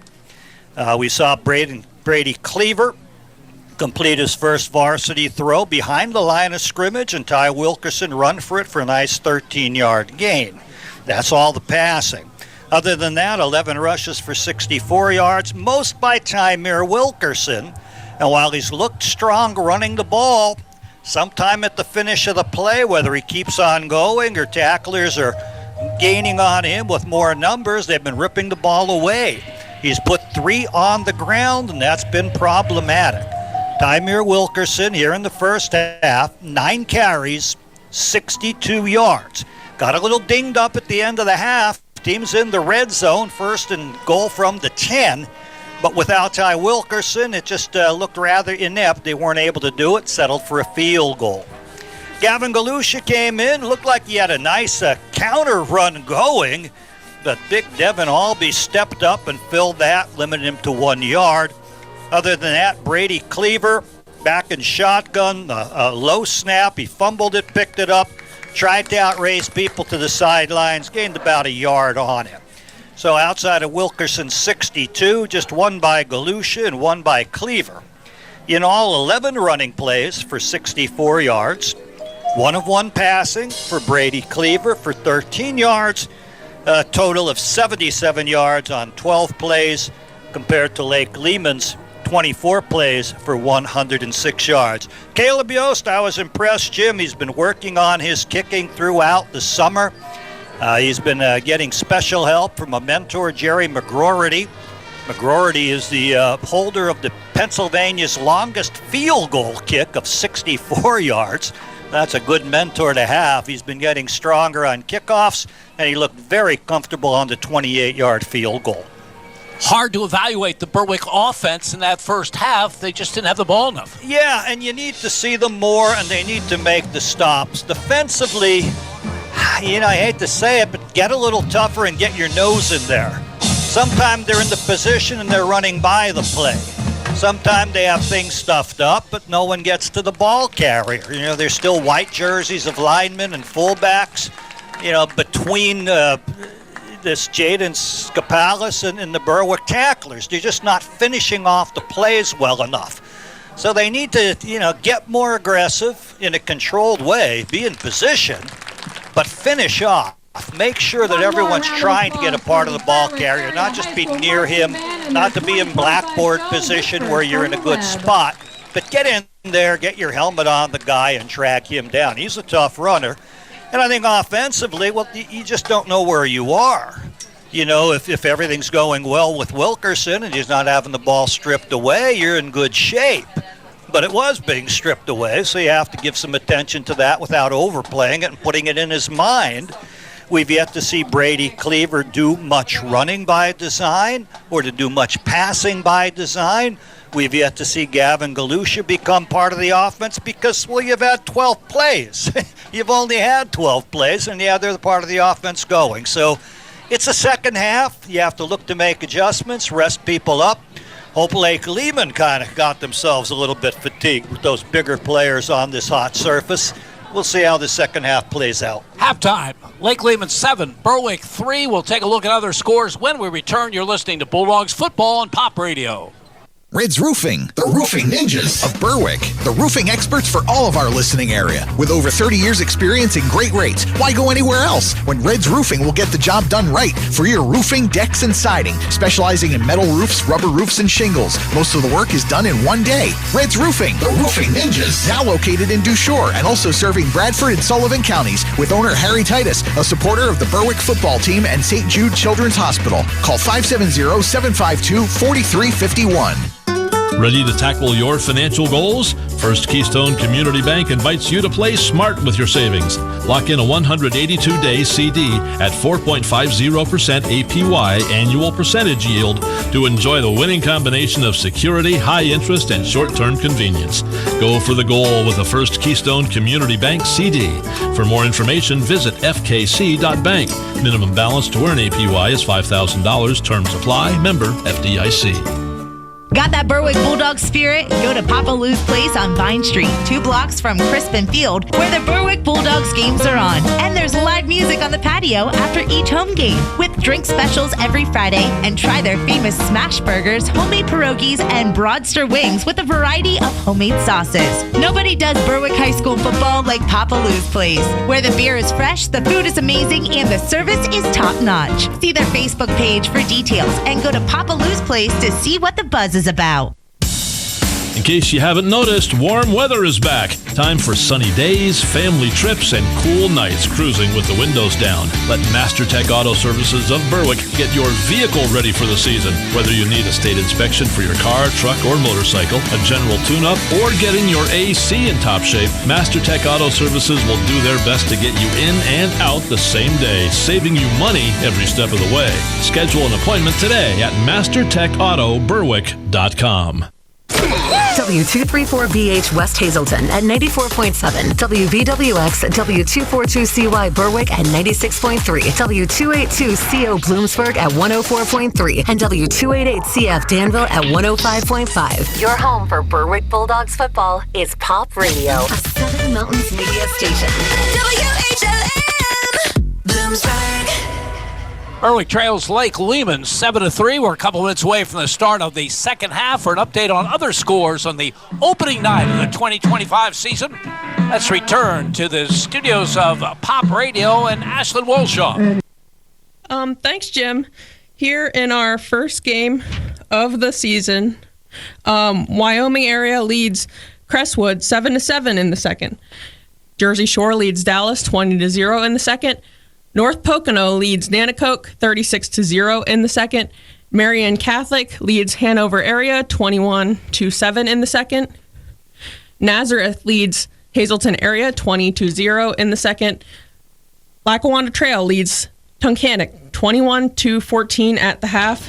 Pittston area is ahead of Mid Valley 7-0 in the second. Scranton Prep leads Valley View 10-7 in the second. Whitehall leads Wilkes-Barre area 14-6 in the second. Williamsport leads Wyoming Valley West 17-7 at the half. Bloomsburg leads Danville 18-3 in the second. Midwest leads Central Columbia 14-7 in the second. Shenandoah Valley leads Columbia Mount Torvo Tech 19-8 in the second. Line Mountain leads Lewisburg 26-0 in the second. Mifflinburg leads Loyalsock 27-0 in the second. Wyomissing leads Southern Columbia 14-7 in the second. North Schuylkill leads Mount Carmel 24-13 in the second. Juniata leads Selinsgrove 18-7 at the half. And Shamokin leads Pottsville 14-7 in the second. Now let's go back to Edward H. Edwards Stadium with Jim Doyle and Andy Leckney. Okay, thank you very much, Ashlyn. Here it is 7-3. Lake Lehman leading Berwick. Berwick will get the football to start the second half. And again, that decision, Andy, by C.J. Curry late in the half. They're at the 10-yard line for a 4th and goal. It makes it pretty tough. And you know, you get the 3, and you know you're getting the football to start the second half. I think that figures into it as well. Oh, I certainly. And you know, take the 3 plays before, Jim. It's 1st and 10 going in, and you get your running back in Gavin Galusha stopped at the line of scrimmage. You have a bad snap, and your quarterback, Brady Cleaver, has to try to run. You just don't look like you have what it takes to get 10 yards and get in. Take the 3 points. Take the 3 points and play the second half out. Berwick will be moving from our left to our right as we view things here in the second half. Gavin Galusha, who had that 40-yard kick return in the opening half, is deep along with Caleb May as Aiden Gallagher will kick off for Lake Lehman. Again, as Lake Lehman lines a low-scoring defensive battle as it was a year ago at Crispin Field when Lake Lehman beat Berwick 13-7. They got a touchdown with 1:07 to go in that game to win that one. As Chris Schultes, one of their outstanding players from a year ago, grabbed that pass. So Berwick's offense, it's been a frustrating game for them so far simply because they haven't had the ball very much. 12 plays is an unbelievably low amount for an entire half of football. Very much so. But Lake Lehman, give them credit, they've been playing keep away with a ground control type of offense. They've been running that clock down. They have some delay here, Jim. They finally gave the ball to the kicker. No, they halftime clock running down. Clock. Yep. Yeah. Looks like he's going to kick from the center of the field. They'll put 5 people each side of that kicker. and we'll see how Berwick can do. They've had two nice returns, the one by Galusha being the better of the two. 7-3, Lake Lehman with the lead as the Black Knights kick off to start this second half. Gallagher has the sign from the officiating crew. Gets his foot into it. Low line drive kick. Bounces to Caleb May at the 18-yard line. To the 20, to 25. Tries to turn the corner. Use that speed of his. Does so down the far sideline. Caleb May with a terrific return out near midfield. Really was nice. The bouncing kick is tough to feel. Sometimes you feel you want to get down to a knee and scoop it like a ball player, but no, you down yourself. So he secures it here on the near side, near the near hash, and decides to go sideways to avoid the people coming down in their lanes. Makes a man miss as he's running horizontally. Finally able to get to the corner, plant, cut upfield, make a man miss there, and then sprinting down the sideline for a nice return. So Berwick's first snap of the second half will come from their own 45-yard line. Again, Bulldogs moving from our left to our right. Everett Snyder is the fullback ahead of Ty Wilkerson in the eye.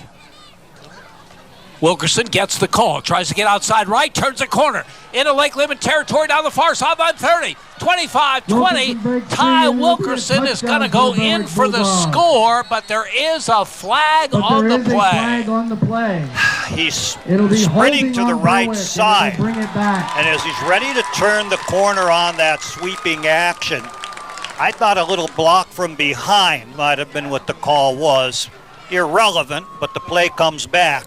The thing with Ty Wilkerson, Jim, on any of his carries in the first half, he had that attitude of break one more tackle and I'm gone. He has that type of speed. And here it seems he's going to get the corner. There's interference there for him, but some of that interference illegal right there at the line of scrimmage, and that'll bring it back. He'll have to catch his wind now, take a little bit of a break. 55-yard touchdown run by Ty Wilkerson, called back. After they march the penalty off. Berwick back at their 35-yard line, first and 20 the ball is being spotted for the Bulldogs. It's a heartbreaker to lose the touchdown in the beautiful play, Jim. But then the penalty sets you back to where it's going to be a first and 20. So, standard running. Now, Ty Wilkerson's not a standard runner, but after that sprint, is he quite ready to go right now? No, he's on the sideline. He's on the sideline. I'd have him there, too. And they don't fall far away when they put in Gavin Galusha. He's a good one. He is the tailback in the eye. Everett Snyder, the fullback, ahead of him. Galusha gets the call, tries the left side. Good running by him into the secondary. Hand off to Galusha up the middle. Over the 40 to about the 42-yard line. Good first down carry. 7 yards for Gavin Galusha. Yeah, a little counter trap type of action. He starts in the backfield, a little false step to the right, and then cuts over toward the left guard behind the pulling guard who does a kick-out block for him. Runs it hard, maximizes what he can, and it's a good first down play to get some back from the penalty. Second and 13, Bulldogs at their own 42. The freshman, Brady Cleaver at the quarterback controls. He's got a running back to either side of him. Wilkerson takes the snap. Wilkerson back in there, breaks a tackle, turns the corner at the 45, still on his feet into Lake Lehman's 35 down near the 32-yard line. Flag down well after the play, maybe 15 more. He was thrown down while out of bounds, Jim, and it's one of those, should we throw it or shouldn't we?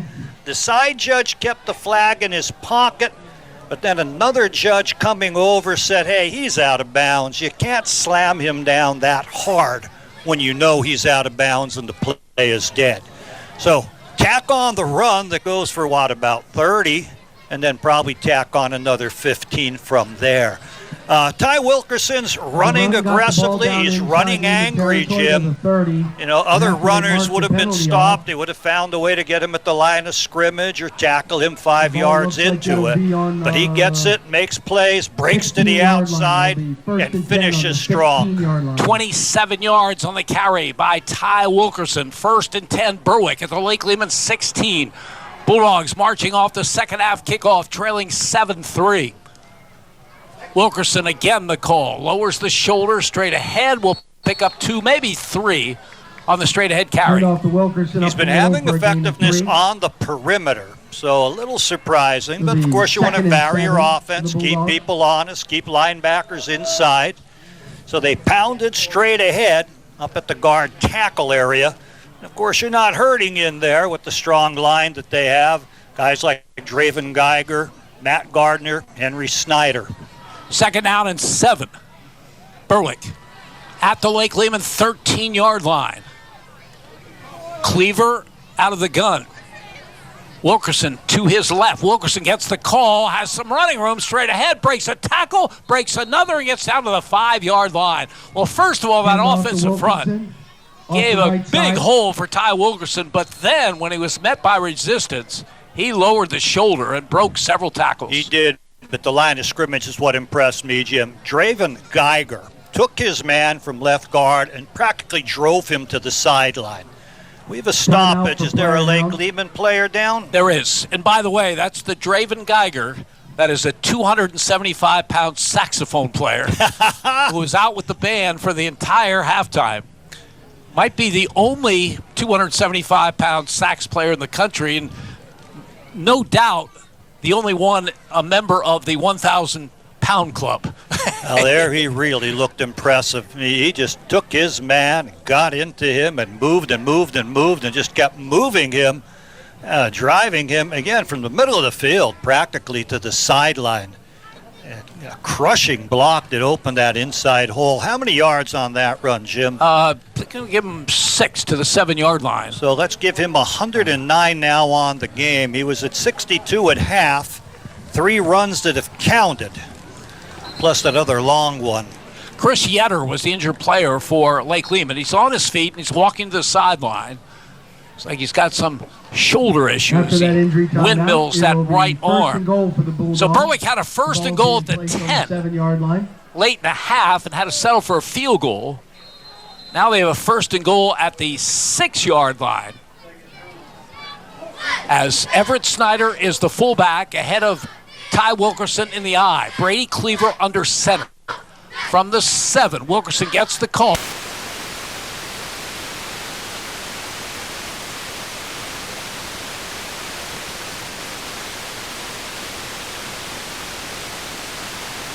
Able to shoot flat down the line.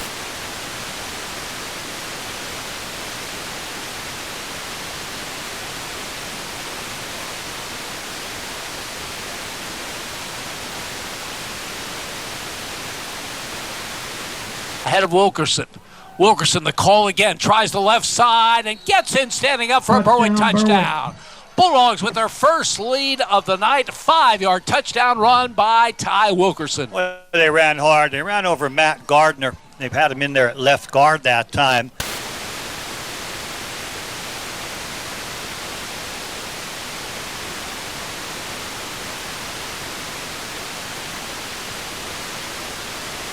Able to take it on in, standing for his touchdown run.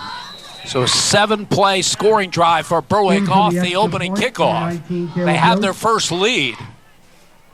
As Caleb Yost will attempt the extra point. The snap is a little bit...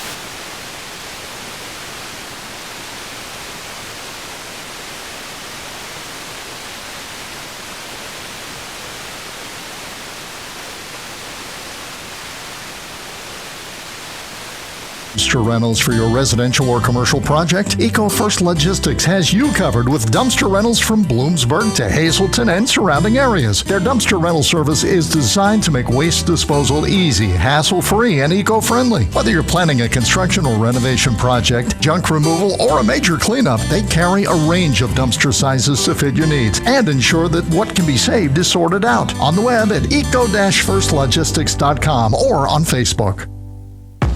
This is Berwick football coach CJ Curry. You're listening to Bulldogs football on Pop Radio. Looks like it's a personal foul on the kicker. Jim Doyle and Andy Lickney from Edwards Stadium in Lehman.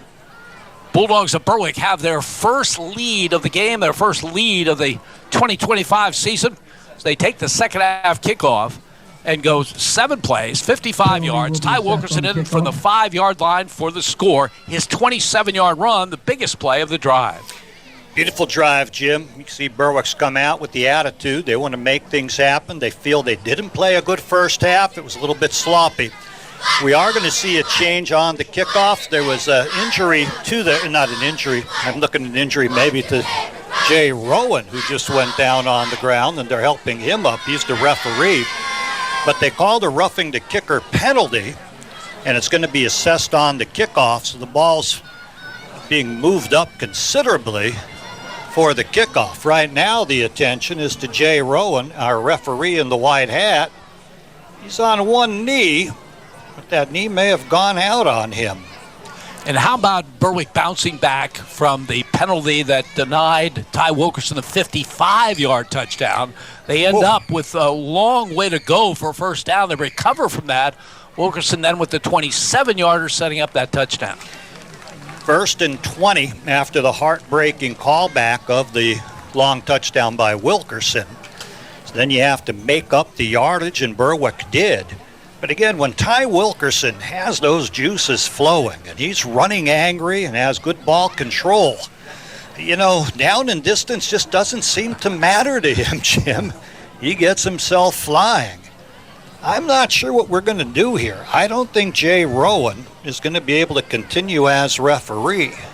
So that white hat will have to pass on to someone else on this 6-man team to take on the refereeing responsibilities, and we'll go with one man as a back judge rather than 2 people in the secondary. They're walking him to the sideline rather gingerly. I don't know if they're going to put a cap on somebody else, but he's going to be tended to.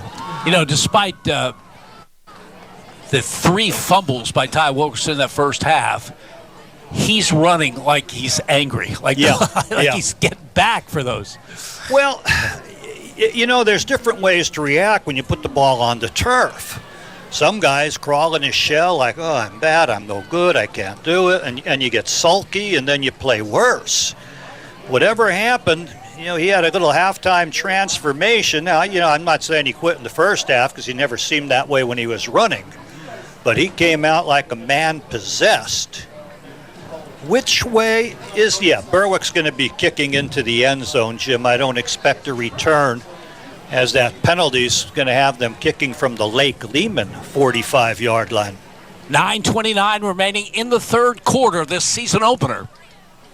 And we see Lake Lehman probably anticipating might go to the end zone because Skipalis, who's a dangerous return man, is not back deep. I always feel it's a great time to onside kick. You're still going to have great field position. Yo's kick is very, very high, and it goes into the end zone. It'll be a touchback. Of course, in high school football, you can't return a kick from in the end zone. Silly and rule. If someone can please explain to me why that rule is in existence, I have no idea. But at any rate, Berwick with a 10-7 lead, 9:29 to go in the third. 1st and 10 for the and Lake Black Lehman Knights. with Ball their loose, first spotted possession on the 20-yard line. of this third quarter at their 20. Berwick had great momentum, but then you add a stoppage on the flag and then a stoppage why Jay Rowan has to be tended to and walked off the field from his referee capacity. Which team does it help to settle things down? Does Lake Lehman settle themselves to get back on track? Magnotta, the junior quarterback, under center. Skipalis is the lone running back. He had a big first half. And gets the ball, tries the left side, picks up about 3 on the play. Berwick defends that one well. Brock Sims from his linebacker spot. 2nd down and 6 for the Knights. 2nd down coming for the Black Knights. Surprised. It was Alex Smith on the run, Jim, and I think he stretched it for 4, almost 5 yards. I didn't think they had that much. We'll call it 2nd and 6, the ball at the 24-yard line. Berwick was outmanned a little bit by the shift of the tight end and then a wing coming over on that side. They need a little better adjustment. Smith goes in motion, left to right. Magnotta gives to Skipalis and gets just a couple up to the 25-yard line. Matt Gordner on the stop for the Bulldogs. So first 3rd down situation for Lake Lehman, and there's another Black Knight Skipalis down on the field.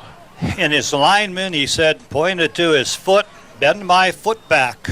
That's usually a cramp in the shin. And boy, that's not easy to get over. There's a stoppage, so he's going to have to come out for at least the play. But it could be that type of Charlie horse or pulled muscle. And boy, if you keep Skapalis out of this game, it really changes the complexion of things for Lake Lehman's offense. Although it's the kind of injury that you see a lot on opening night when the weather hasn't changed just yet.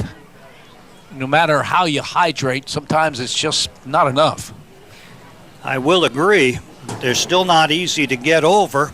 And you have half of the football game yet to play. And he's such a key performer. I don't have the numbers right here, but Lake Lehman's done very well on third down. And Berwick, after getting the lead with that nice drive, this would be a big stop for the Bulldogs. And they'll have to do it without Skapalis to make it happen. And he's been one of their go-to guys on third down. It seemed like they were ready to stand him up and limp him off the field, Jim. And I know when I coached, my feeling was, take your time out there. Heel on the field.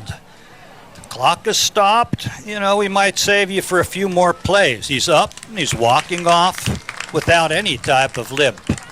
So a cramp he's able to shake off.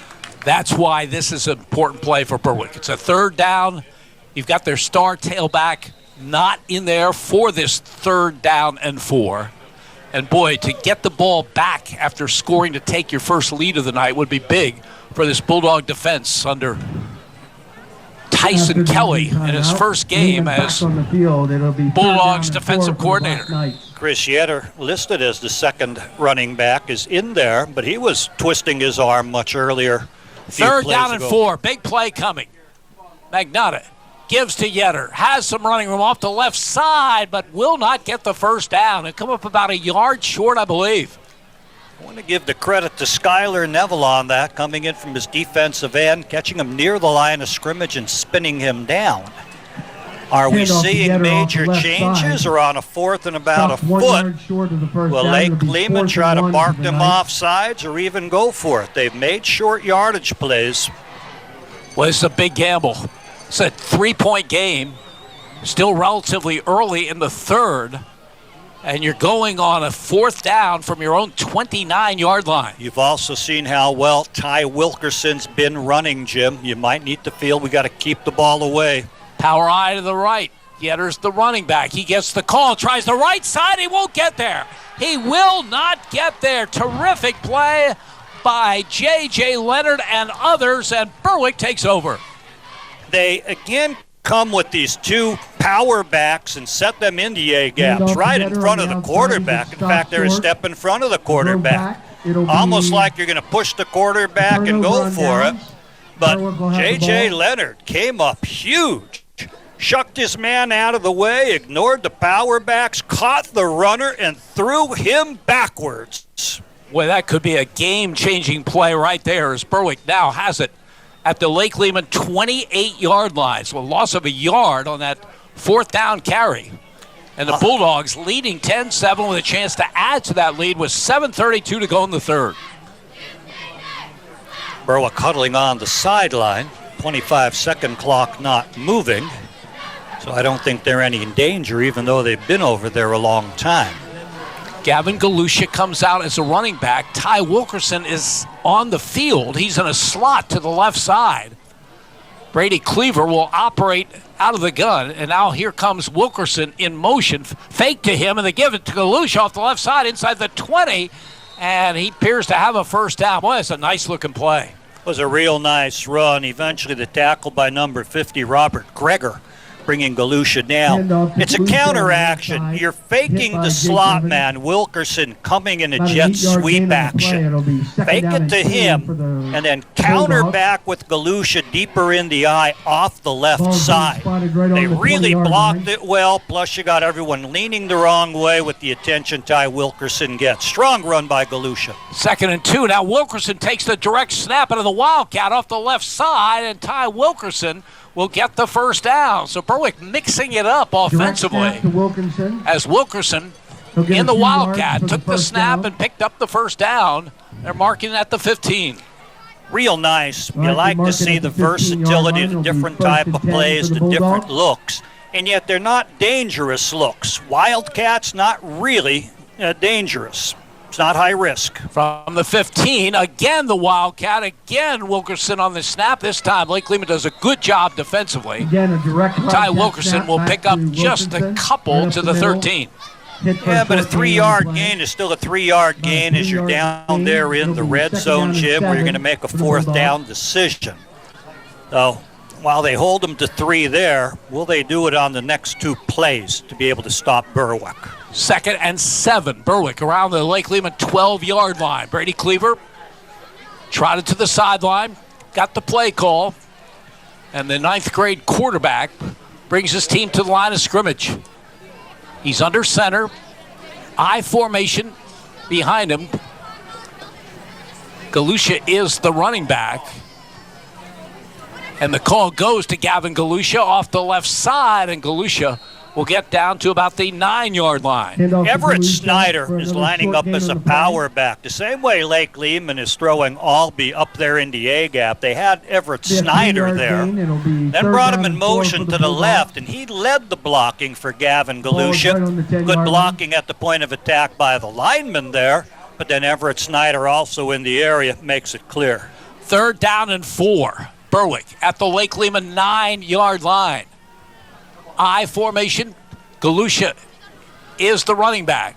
He gets the call up the gut, and he's close to the first down yardage. Very close. 2 or 3, but if you're a foot away, you take the field goal. 10-7 is the game. I think you go for it. Yes. On 4th down. So it is 4th and 1 for Berwick at the 6-yard line. Wilkerson is in there. 4th down call coming. Wilkerson gets it off the left side, lowers the shoulder, has the first down.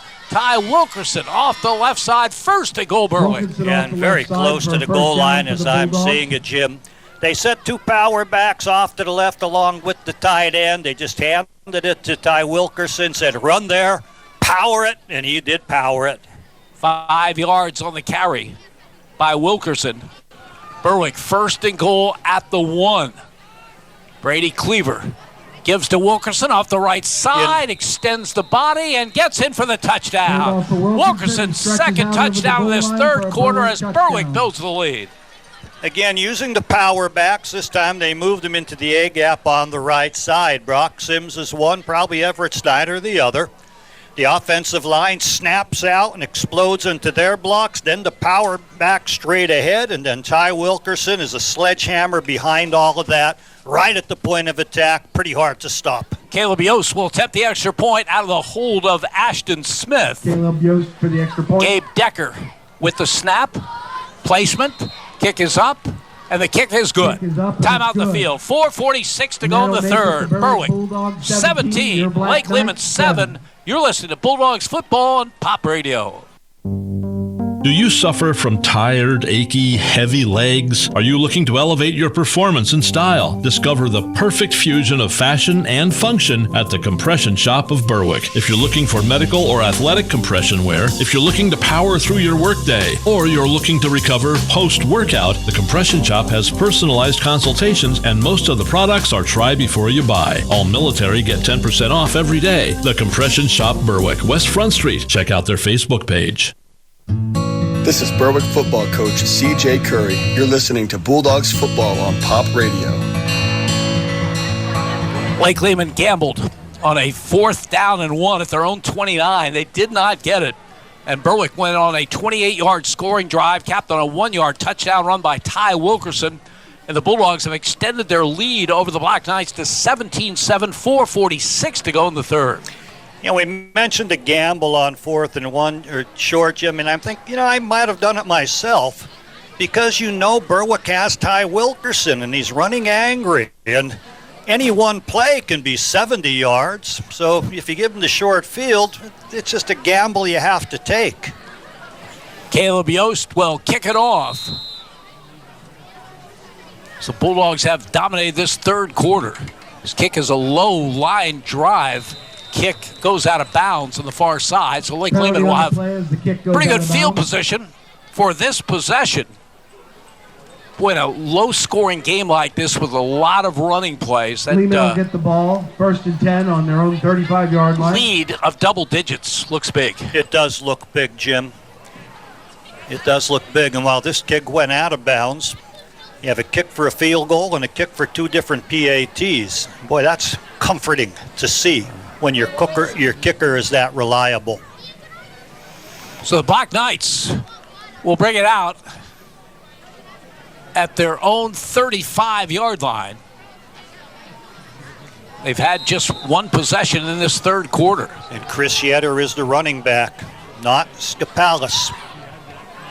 Yetter, the lone running back. Magnotta under center. Throws to the far side to Yetter and has the completion. Surprise. Second pass of the game for Tony Magnotta. He looked nice.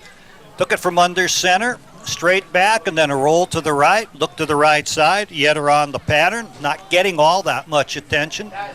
5 yards and then out of bounds.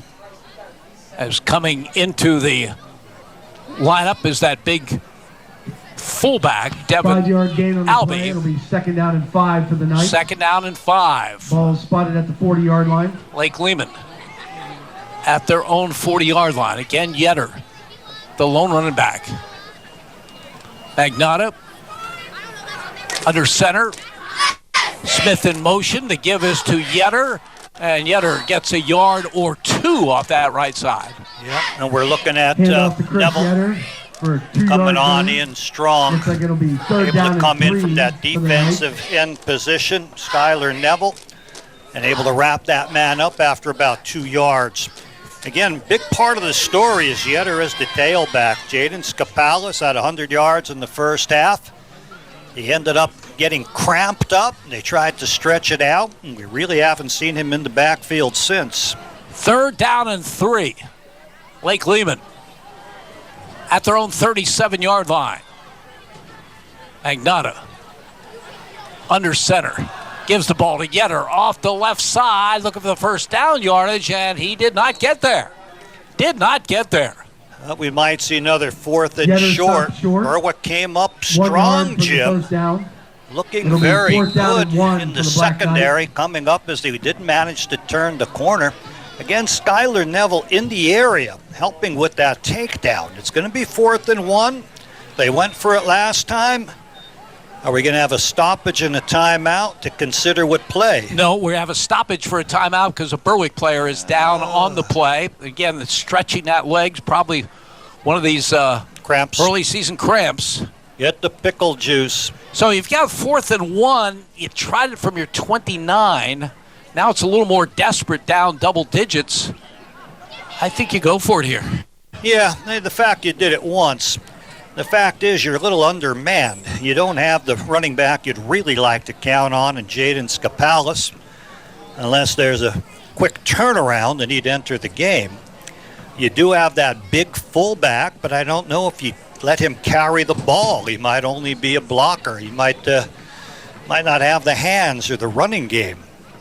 So we'll see which way they choose to go for it, but I'd expect a 4th down try here. Berwick's player's up. It's one of the linemen. It's J.J. Leonard, and he's jogging off the field, Jim, but they'll miss him on this down. They will. Remember, he made the big stop. play when it was 4th and 1 at the 29. So Lake Lehman, because of the injury timeout, has had a lot of time to think about what they want to do with this 4th and 1 at their own 39-yard line. And if they knew it was J.J. Leonard hurt, they'd probably call the same play they called last time. Here we go, 4th and 1 for the Black Knights. Quarterback keeper Magnotta looking for the first down yardage. Tried the right side. I think he has it, Jim. Didn't need much, didn't get much. It's a Black Knight first down. And they did move the sticks. So that's really a first down that they almost desperately needed with 3:30 to go in the third, trailing 17-7. Took them 4 downs, though, to get the change, Jim. They don't have Skapalis. So do they open things up? Do we see Magnotta pass a little bit more? Do we see Yetter continue to carry the ball? Do we see a little more of Alex Smith, who's a very fine athlete on reverses or passing plays? 1st and 10.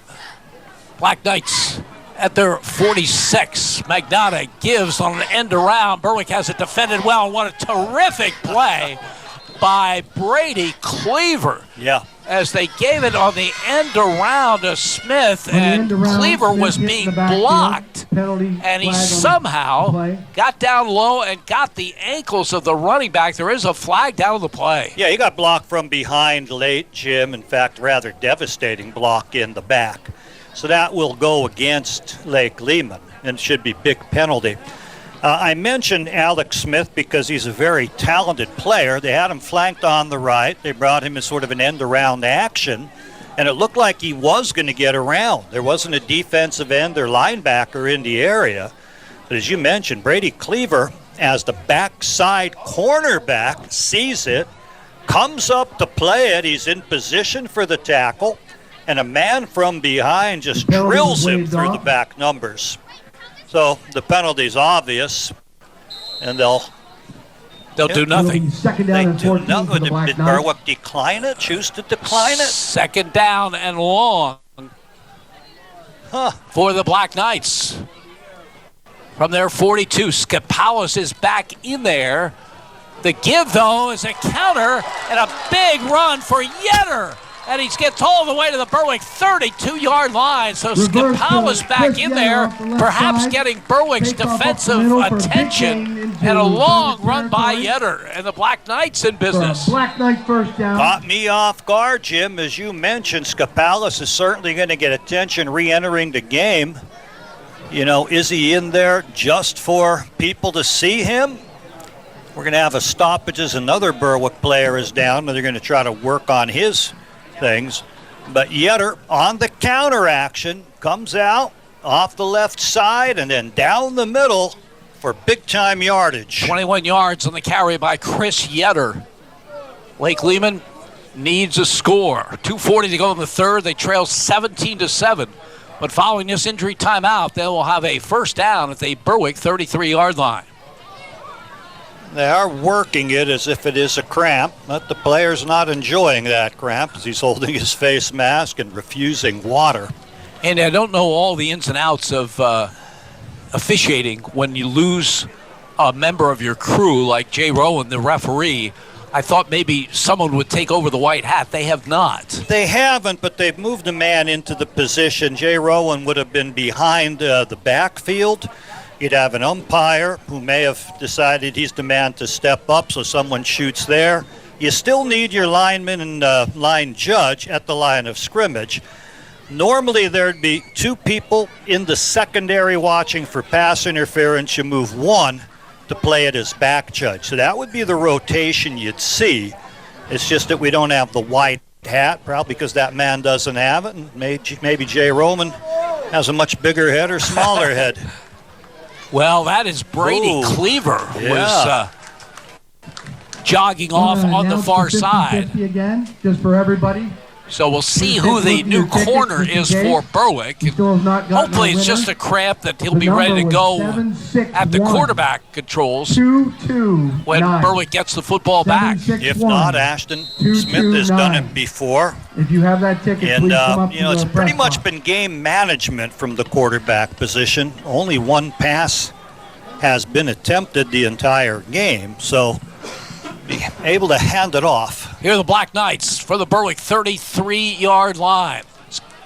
Yetter gets the call, hit behind the line. Good effort by him to get maybe a yard on the play.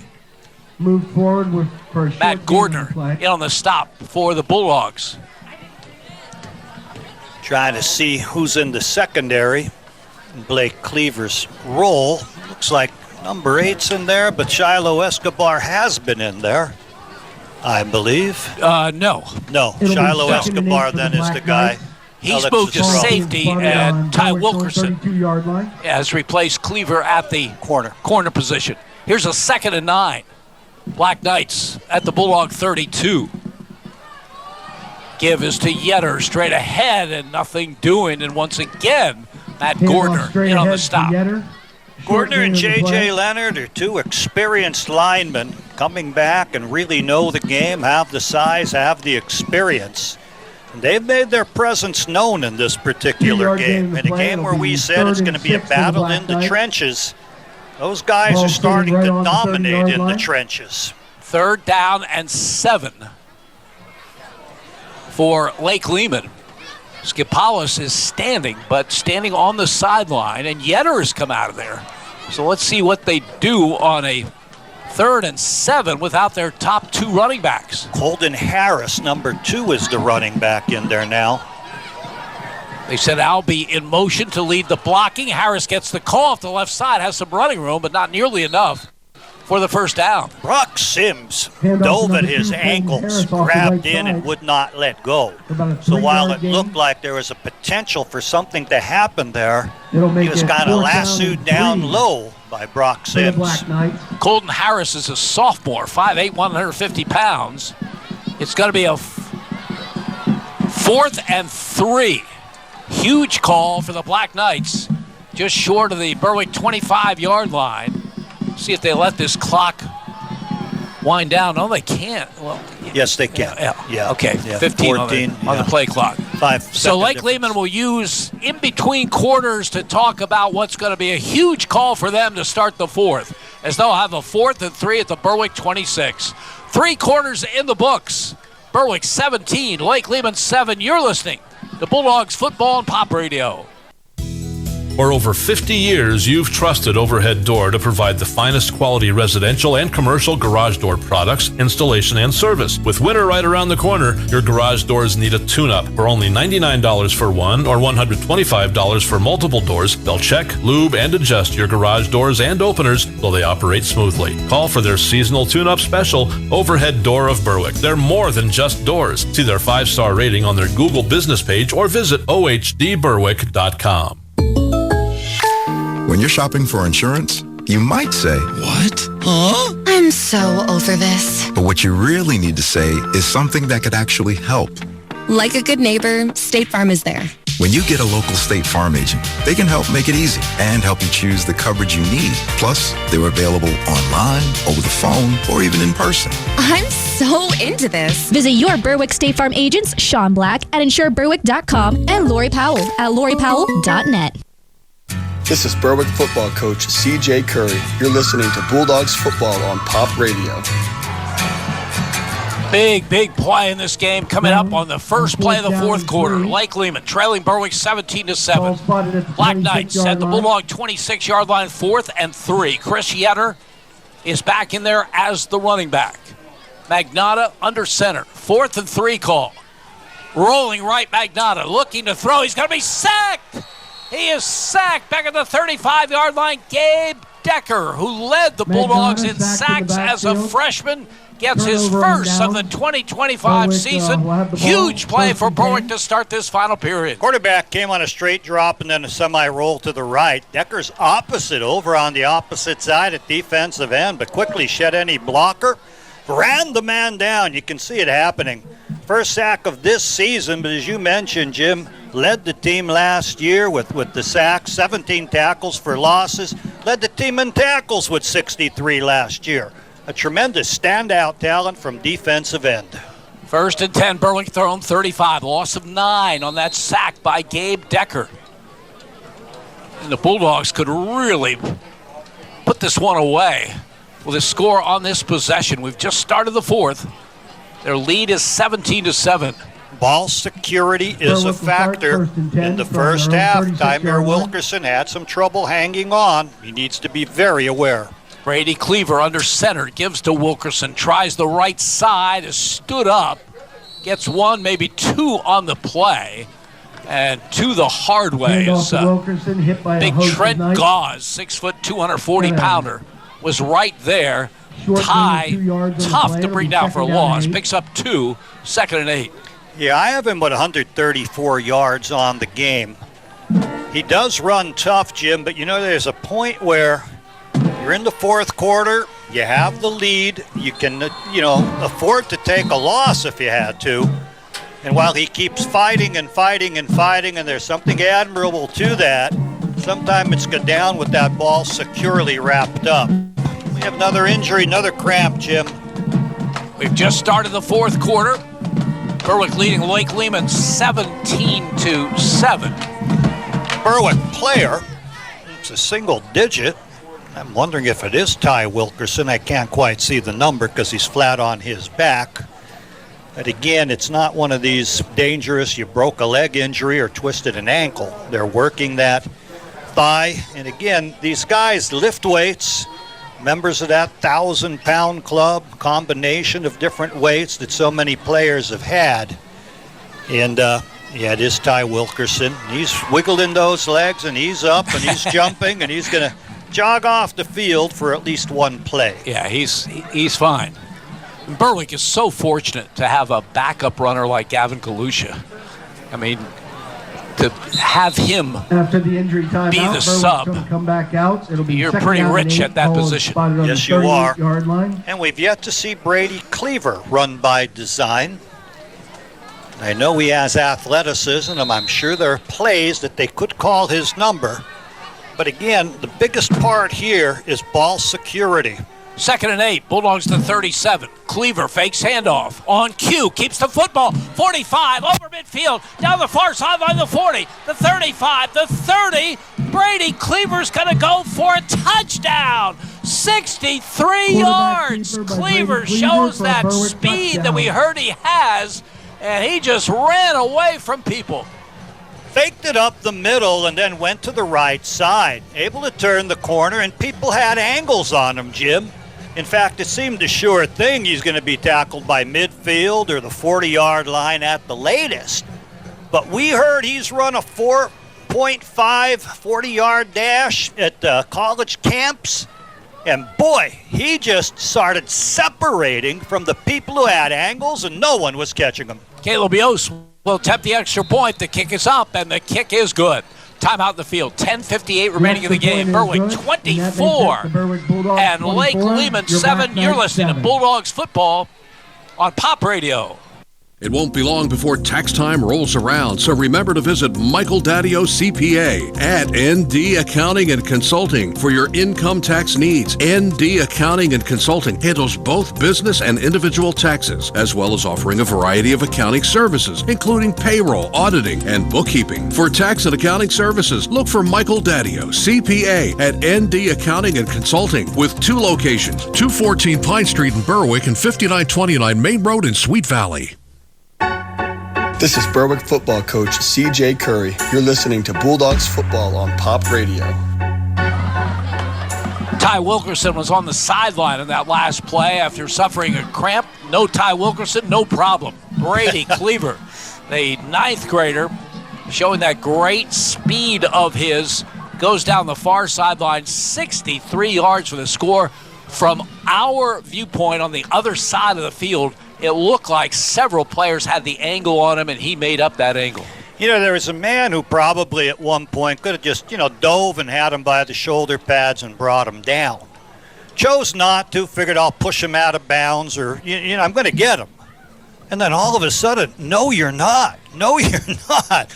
It was 4.5 speed, and it was legitimate 4.5 speed that pulled away from the potential tackler who should have had him.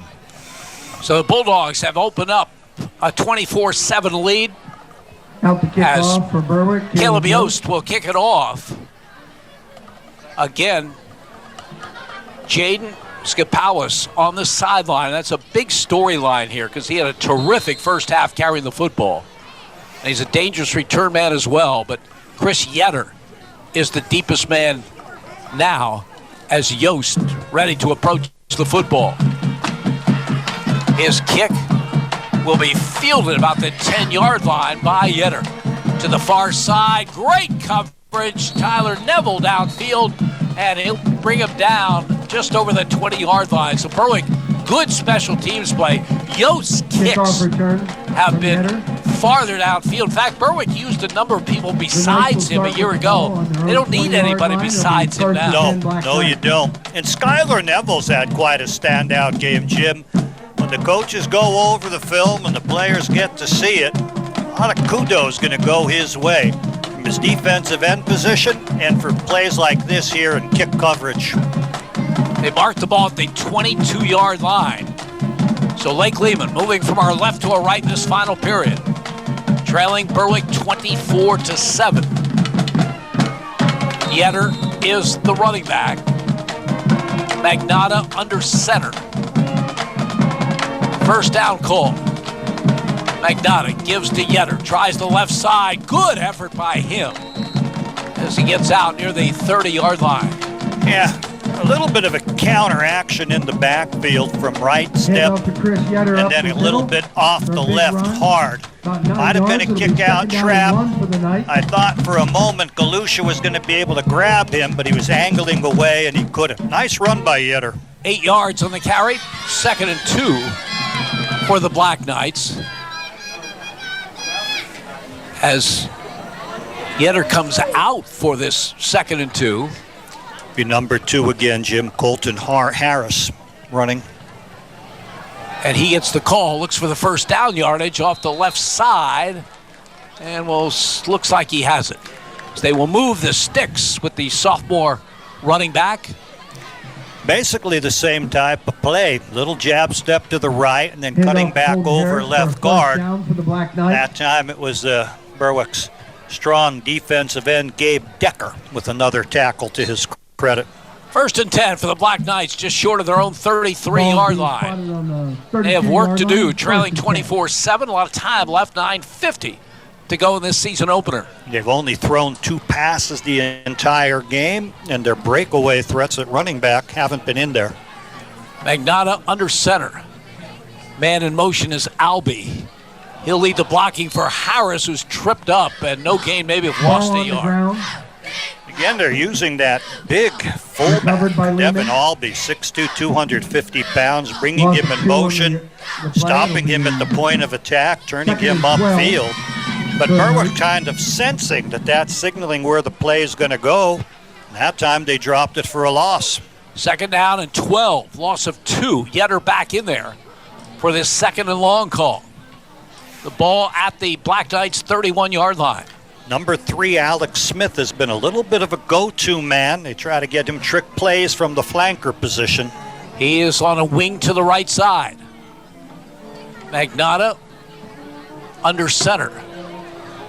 Gives the ball to Yetter off the left side. Has some running room, and Brock Sims closes from his linebacker position. Well, when you're not a team that likes to put the ball in the air much, this is a tough task. Trailing 24-7. 8:37 to go.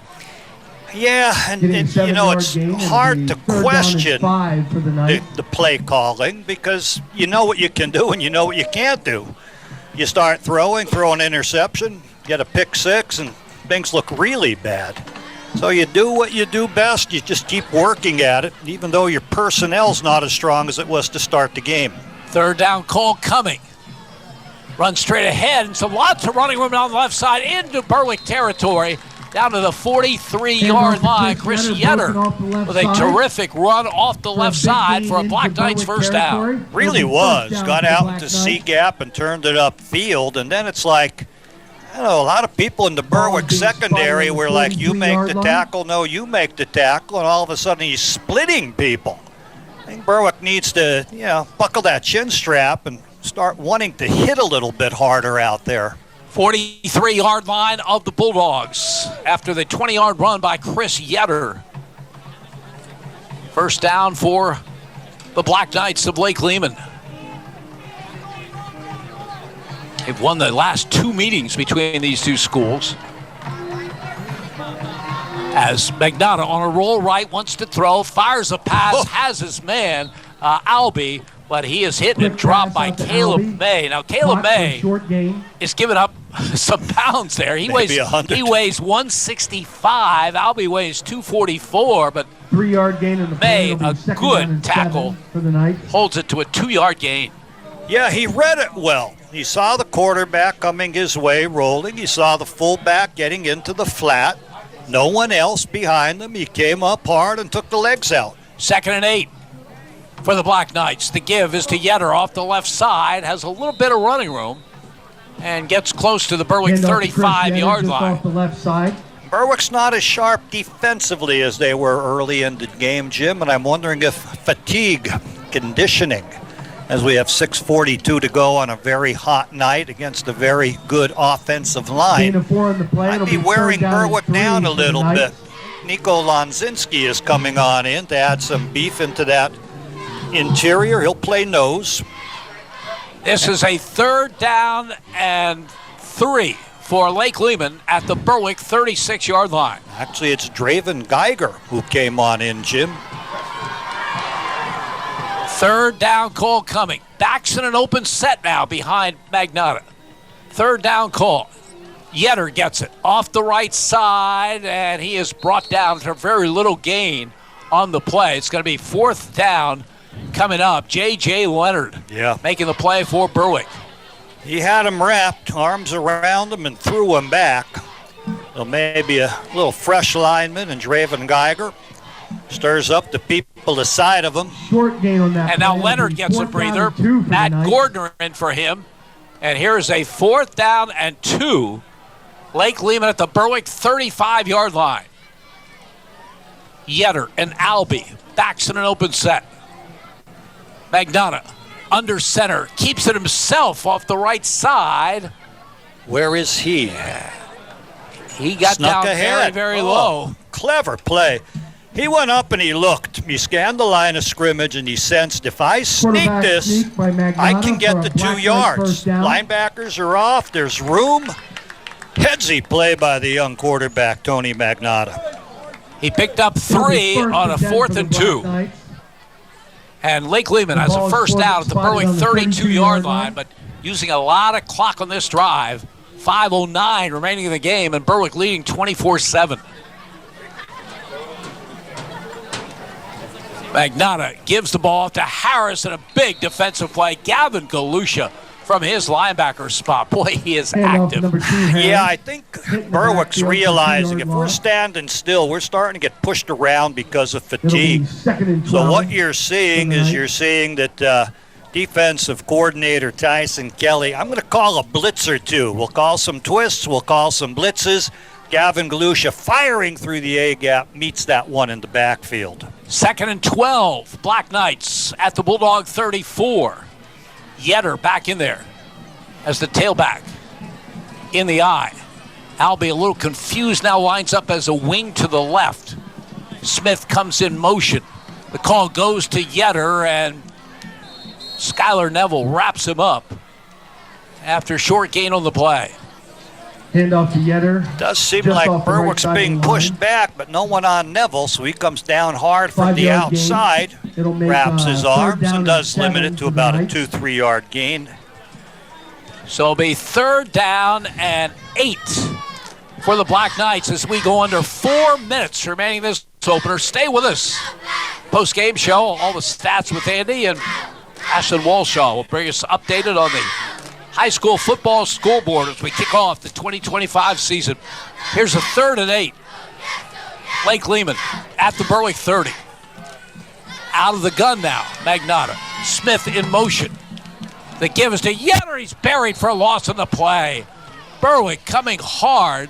Everett Snyder among the people in there. Him, Gavin Galusha, add in that big defensive end and Gabe Decker. All 3 meeting him in the backfield, Jim. We're going to have a passing down for a team that's only thrown 2 passes all game. Loss on the play. 4th down and 11 for the Black Knights. Piston area now leading Mid-Valley 26-3 in the 4th. Mid-Valley will be the home opener opponent for the Bulldogs next week. Here's a 4th and long. Lake Lehman at the Bulldog 35. Smith in motion right to left. Magnotta back to throw. Dumps a screen over the middle. Has his man, Yetter. Nice gain by him. I think he's going to come up short of the 1st down, although he's close. A nice tackle in there coming in from the secondary by Alex Estrella. He kind of coordinates things.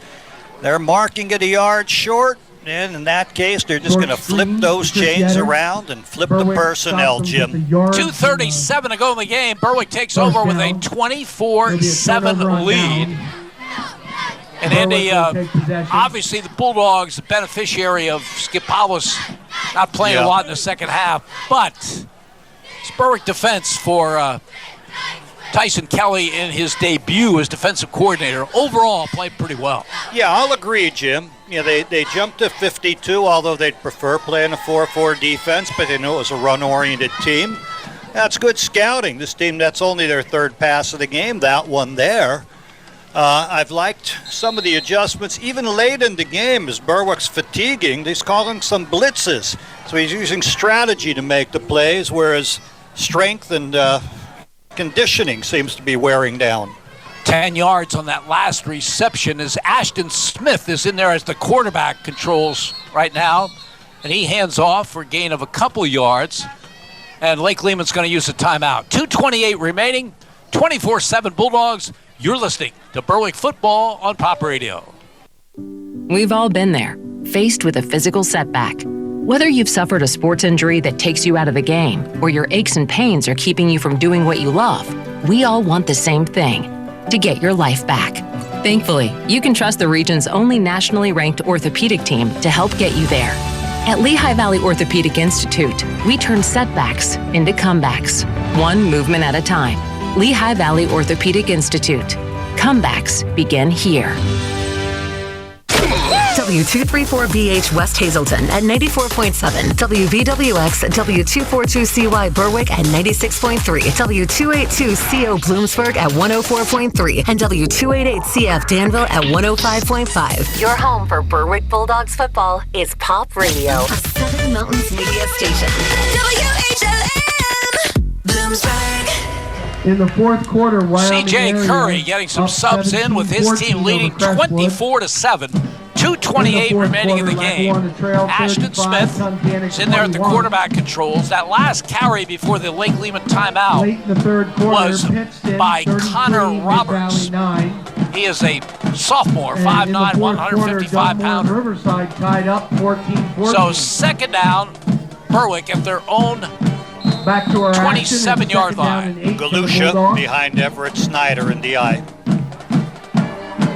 Gets the call and is brought down after a gain of maybe a yard, maybe at the line of scrimmage. Lake Lehman will use another timeout. We'll keep it right here and remind you to stay with us following the game. Andy will have all the stats from this one, and Ashlyn Walshaw will bring us updated on the scoreboard. It's just been a second half dominated by Berwick. They've looked good from the outset. They've come on very strong, Jim. I think they had a little halftime, just a rethinking of things. We shouldn't be losing this game. We didn't play at our best. Let's give it our all in the second half, and we go away winners, and that's what's happening. I did a little ooh on the last play. Gavin Galusha got hit up around the face mask, and no one grabbed it.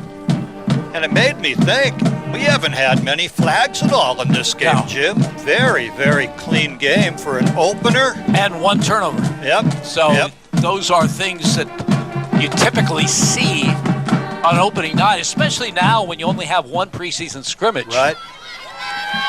Nope. So playing very clean football by both teams. You're not seeing the offsides, the movements, the misalignments. The extra players on the field. It's been very solid. Shows the quality of the coaching and the programs. Second down and 7.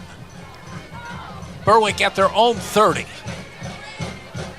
Galusha is the running back. A fake to him, and Ashton Smith will keep it. Ashton Smith has a first down and then some to the 45 and out to the 49-yard line.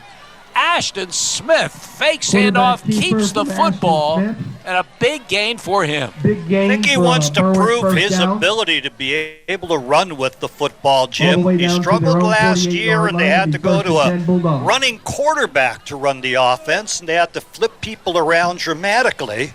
Here he takes it, and a designated run to the right side. Really does a nice job on that run. Showed good speed. 18 yards in the carry by Ashton Smith. And with 2:10 remaining, Berwick has a first down. Are they marking off? No, I don't know what happened there, Jim. It's at the 48, so that's right, the 18-yard run. It was 18 yards, yes. But he didn't seem to need that much for a first down. The chains might have just got tangled. So Berwick with a first down, getting close to the kneel down position. Now Berwick will use a timeout. Sometimes your personnel's wrong when you're trying to get people into the game. We'll take one as well. You're listening to Berwick Football on Pop Radio. What's worse than being broken down on the side of the road, and who's going to fix it without disrupting your life and cash flow? Since 2023, Wolfie's Automotive, 435 Washington Street, Berwick, has been keeping drivers on the road with the best prices and the shortest lead times. From large and extensive repairs to routine oil changes and even auto detail, they are honest, dependable, and will have you back in business in no time. Wolfie's Automotive in Berwick, the local, trustworthy mechanic. Just see it for yourself. This is Berwick football coach CJ Curry. You're listening to Bulldogs football on Pop Radio. The defensive battle between Wallenpauck. A season ago, CJ Curry lost the first game of his head coaching career at Berwick to this Lake Lehman program, late in the third 13-7. Catholic 28, but tonight, Hanover area 21. His team going to get a victory. 1:53 remaining. Berwick leading 24-7, and the Bulldogs 1st and 10 at their own 48-yard line. Ashton Smith is the quarterback. The give straight ahead and the gain to the Lake Lehman 49-yard line. Connor Roberts yet again. Very vanilla offense at this point, but Berwick pushing the defense back and letting him earn a 4-yard gain. Second down and 7 for the Bulldogs. Clock running, 1:26 to go. So Berwick trailed at the break 7-3, but they're going to pitch a shutout in this second half. Jim, what's the record for Berwick openers over the last decade? It's been pretty sad. It's like 1-9? 1-9. Terrible. And boy, it's good to turn that around and to do it away. And this will be the first season opener since 2019 that Berwick won, as Ashton Smith takes a knee. Carmen DiFrancesco was the coach. Abington Heights was the opponent. And Berwick won on a Saturday afternoon in the pit. And that was the last time Berwick had won an opener. But they're going to win this one tonight. It's impressive. And, you know, there's nothing like Berwick, getting off to that good start for confidence for the team. 5 yards. Coming home to Berwick for the next game, you know, with that confidence behind you. Yeah, it never took hold last year until actually the second part of the season. Berwick goes into victory. It's going to take hold here tonight as Ashton Smith will take another knee. And they'll probably take one more here on third down to let that clock run out, Jim. So I'm going to start tallying my stats. DeMarcus McMillan is in as a tackle. He's a sophomore, 6'4", 285. As Ashton Smith will take another knee, and that should do it. So a terrific start to the 2025 season as Berwick comes up with a huge second half, wins going away. The final score, Berwick 24, Lake Lehman 7. Our post-game show coming up. You're listening to Bulldogs football on Pop Radio. Mason's Monogramming has the largest selection of Bulldog items in Berwick. Family owned with more than 35 years experience. And new Bulldog wear for every age, including t-shirts, sweatshirts, jackets, polos, hats, and more. They even make online fundraising easy for you. Stop in today to discuss your next fundraising opportunity. You can also shop at masonsmonogramming.com for their new inventory and select in-person pickup or shipping right to you. Follow their Instagram at Mason's Monogramming for their latest new items. Mason's Monogram Service in Berwick. Let them personalize for you. Start your summer adventures at Ken Pollock Ford during the Ford Summer Sales event. Experience the joy of worry-free driving this summer with 0% APR, 0 down, and 0 payments for up to 90 days on select models from America's top-selling brand at Ken Pollock Ford. Plus, get 2 years of complimentary maintenance on your new Ford vehicle. More road trips, less worries. Ken Pollock Ford, your locally owned 2024 Ford President's Award winner, Route 11 Berwick. An experience worth the drive. See dealer for complete details. Subject to credit approval. Offer expires 9/2/25. Neighbor Fence Company has fencing for where you want it, serving Columbia, Montour, and Luzerne counties. Neighbor Fence provides top quality residential and commercial fencing, vinyl, chain link, wood, aluminum, and ornamental fencing, plus vinyl railing and specialty products. Neighbor Fence Company, 1140 State Route 239 in Wapwallopen. Call 570-752-4423 or visit them online at neighborfencecompany.com. Neighbor Fence Company is a proud sponsor of local youth athletic teams. Hey, hometown fans. You know Journey Bank as your trusted local bank. But did you know we're also the biggest cheerleader for our community's youth? From athletes competing under the Friday night lights, to students excelling in the classroom, to talented teen stars singing center stage, we're investing in the future of our young people. At Journey Bank, we're committed to helping our kids score big in every aspect of life. Journey Bank, where dreams are nurtured and futures are built. Journey Bank, proud supporter of our local youth. The Mayo Funeral Homes, located at 110 Chestnut Street in Berwick and 77 Main Street in Chickashinny, are proud sponsors of Berwick Bulldog football. The Mayo Funeral Homes, serving all faiths, makes it easier for those you love with pre-arranged funeral counseling, insurance, and pre-financed funerals. Mayo Funeral Homes also offers expert guidance in both traditional and cremation services. Mayo Funeral Homes, perfection in every detail. We've all been there, faced with a physical setback. Whether you've suffered a sports injury that takes you out of the game, or your aches and pains are keeping you from doing what you love, we all want the same thing, to get your life back. Thankfully, you can trust the region's only nationally ranked orthopedic team to help get you there. At Lehigh Valley Orthopedic Institute, we turn setbacks into comebacks, one movement at a time. Lehigh Valley Orthopedic Institute. Comebacks begin here. This is Berwick football coach C.J. Curry. You're listening to Bulldogs football on Pop Radio. Bulldogs of Berwick on the field across from us to our right, celebrating a season-opening win. 5 straight years Berwick opened the season with a loss, but they win convincingly here tonight, 24-7 over Lake Lehman.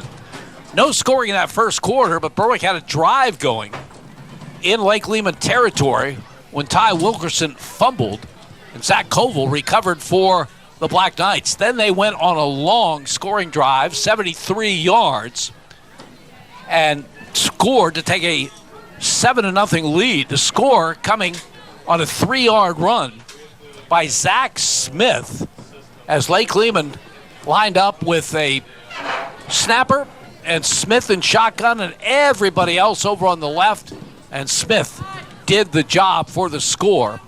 Alden Gallagher had the extra point. 5:32 to go, first half. Lake Lehman with a 7-0 lead. Berwick, on the ensuing kickoff, got a 40-yard return.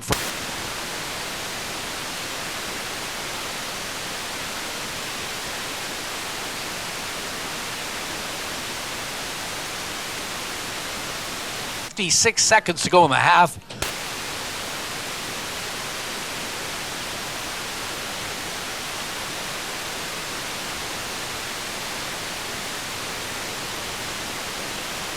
Out to the 45-yard line.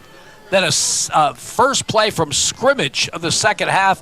Ty Wilkerson went 55 yards for a touchdown, but it was called back for penalty. Berwick not only overcame that penalty, but put together a scoring drive of 7 plays. Ty Wilkerson going in from the 5-yard.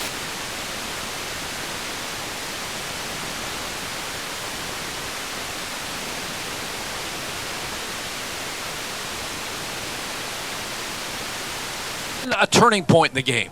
Lake Lehman, 4th and 1 at their 29, elected to go for it. The run was stopped short by J.J. Leonard.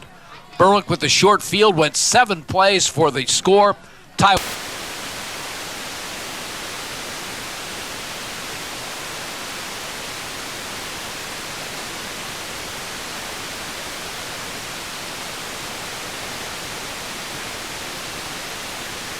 his first varsity game. He goes outside.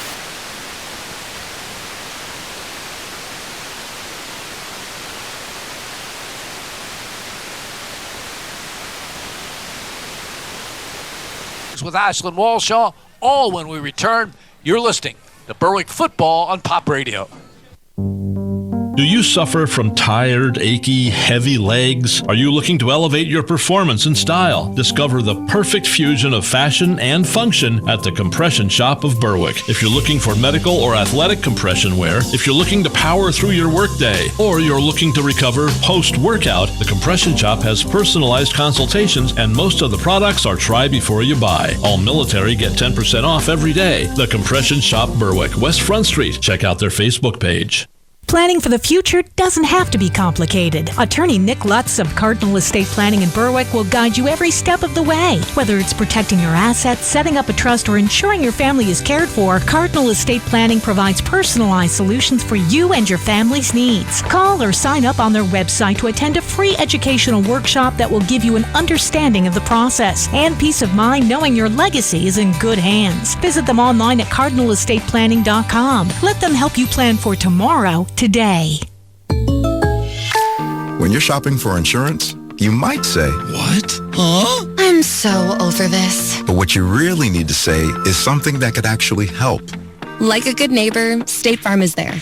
When you get a local State Farm agent, they can help make it easy and help you choose the coverage you need. Plus, they're available online, over the phone, or even in person. I'm so into this. Visit your Berwick State Farm agents, Sean Black at InsureBerwick.com and Lori Powell at LoriPowell.net. Red's Roofing, the roofing ninjas of Berwick, the roofing experts for all of our listening area. With over 30 years experience and great rates, why go anywhere else when Red's Roofing will get the job done right for your roofing, decks, and siding, specializing in metal roofs, rubber roofs, and shingles. Most of the work is done in one day. Red's Roofing, the roofing ninjas, now located in Dushore and also serving Bradford and Sullivan counties with owner Harry Titus, a supporter of the Berwick football team and St. Jude Children's Hospital. Call 570-752-4351.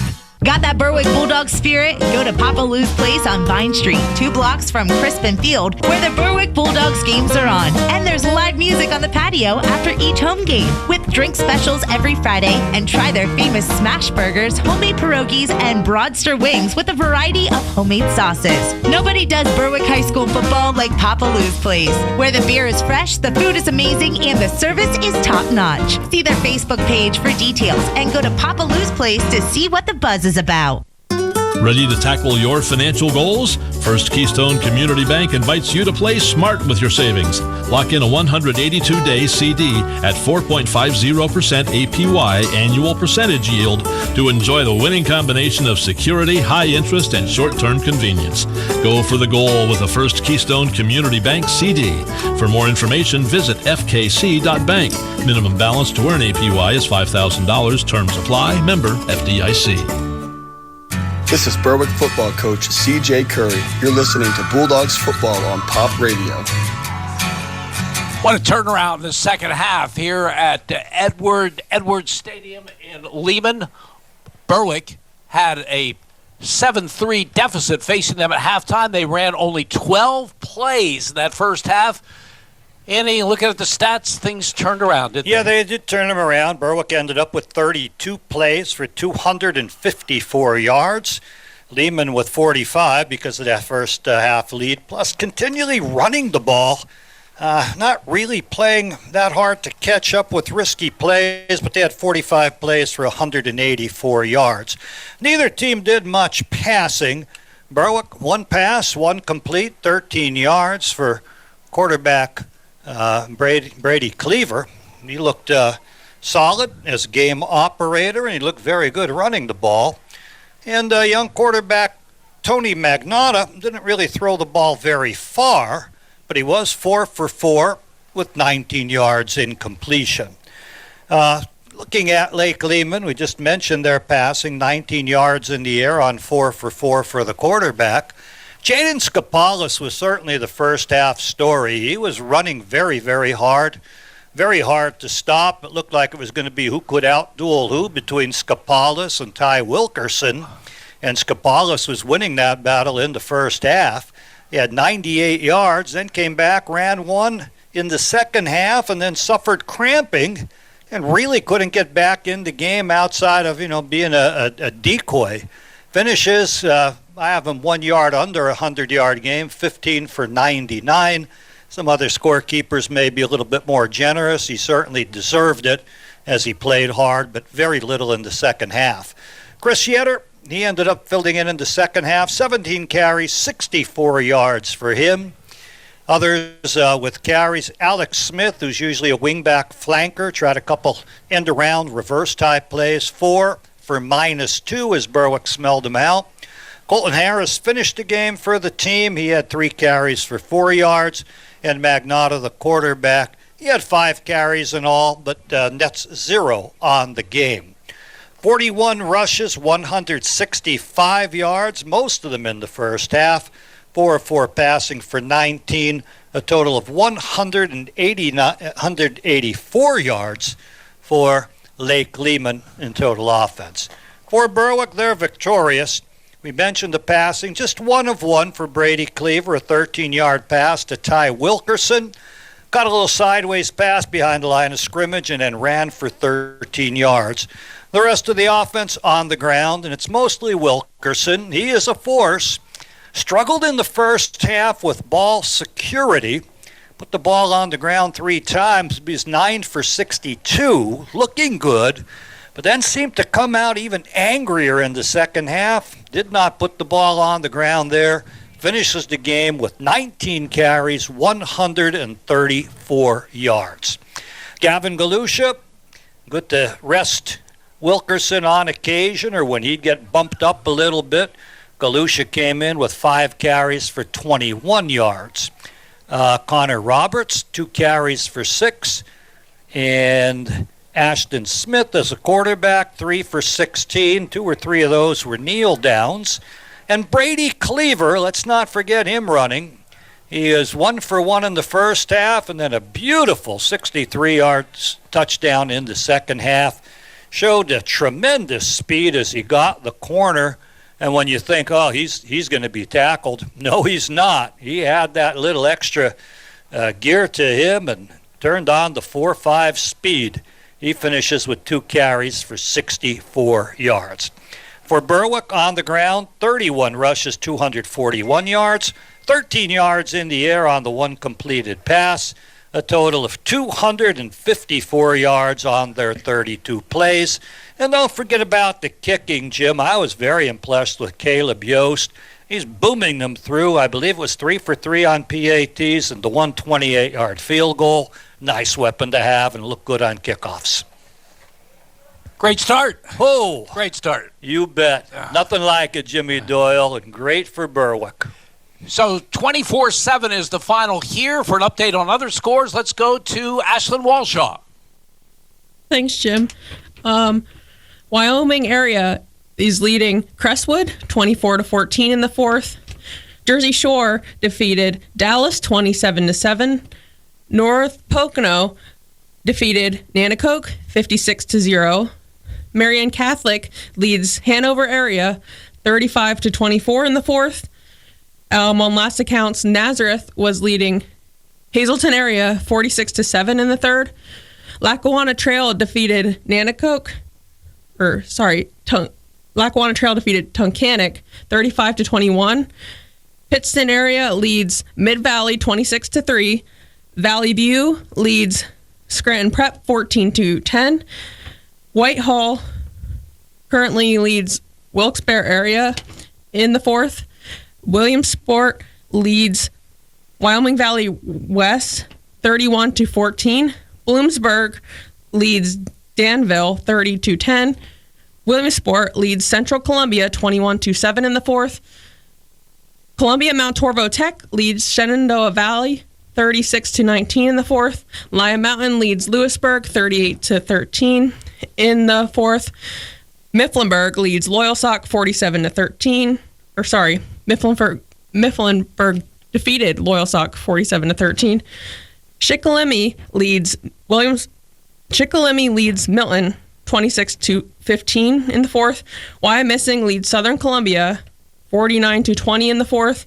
North Schuylkill leads Mount Carmel 62-20 in the fourth. Juniata defeated Selinsgrove 18-7, and Shamokin leads Pottsville 34-14. Now let's go back one more time to Edward Stadium with Jim Doyle and Andy Ulickney. Okay, thank you, Ashlyn. Lake Lehman, with the loss, will take their 0-1 record on the road next Friday night to Kent Memorial Stadium as they'll take on the Indians of Shamokin. For Berwick,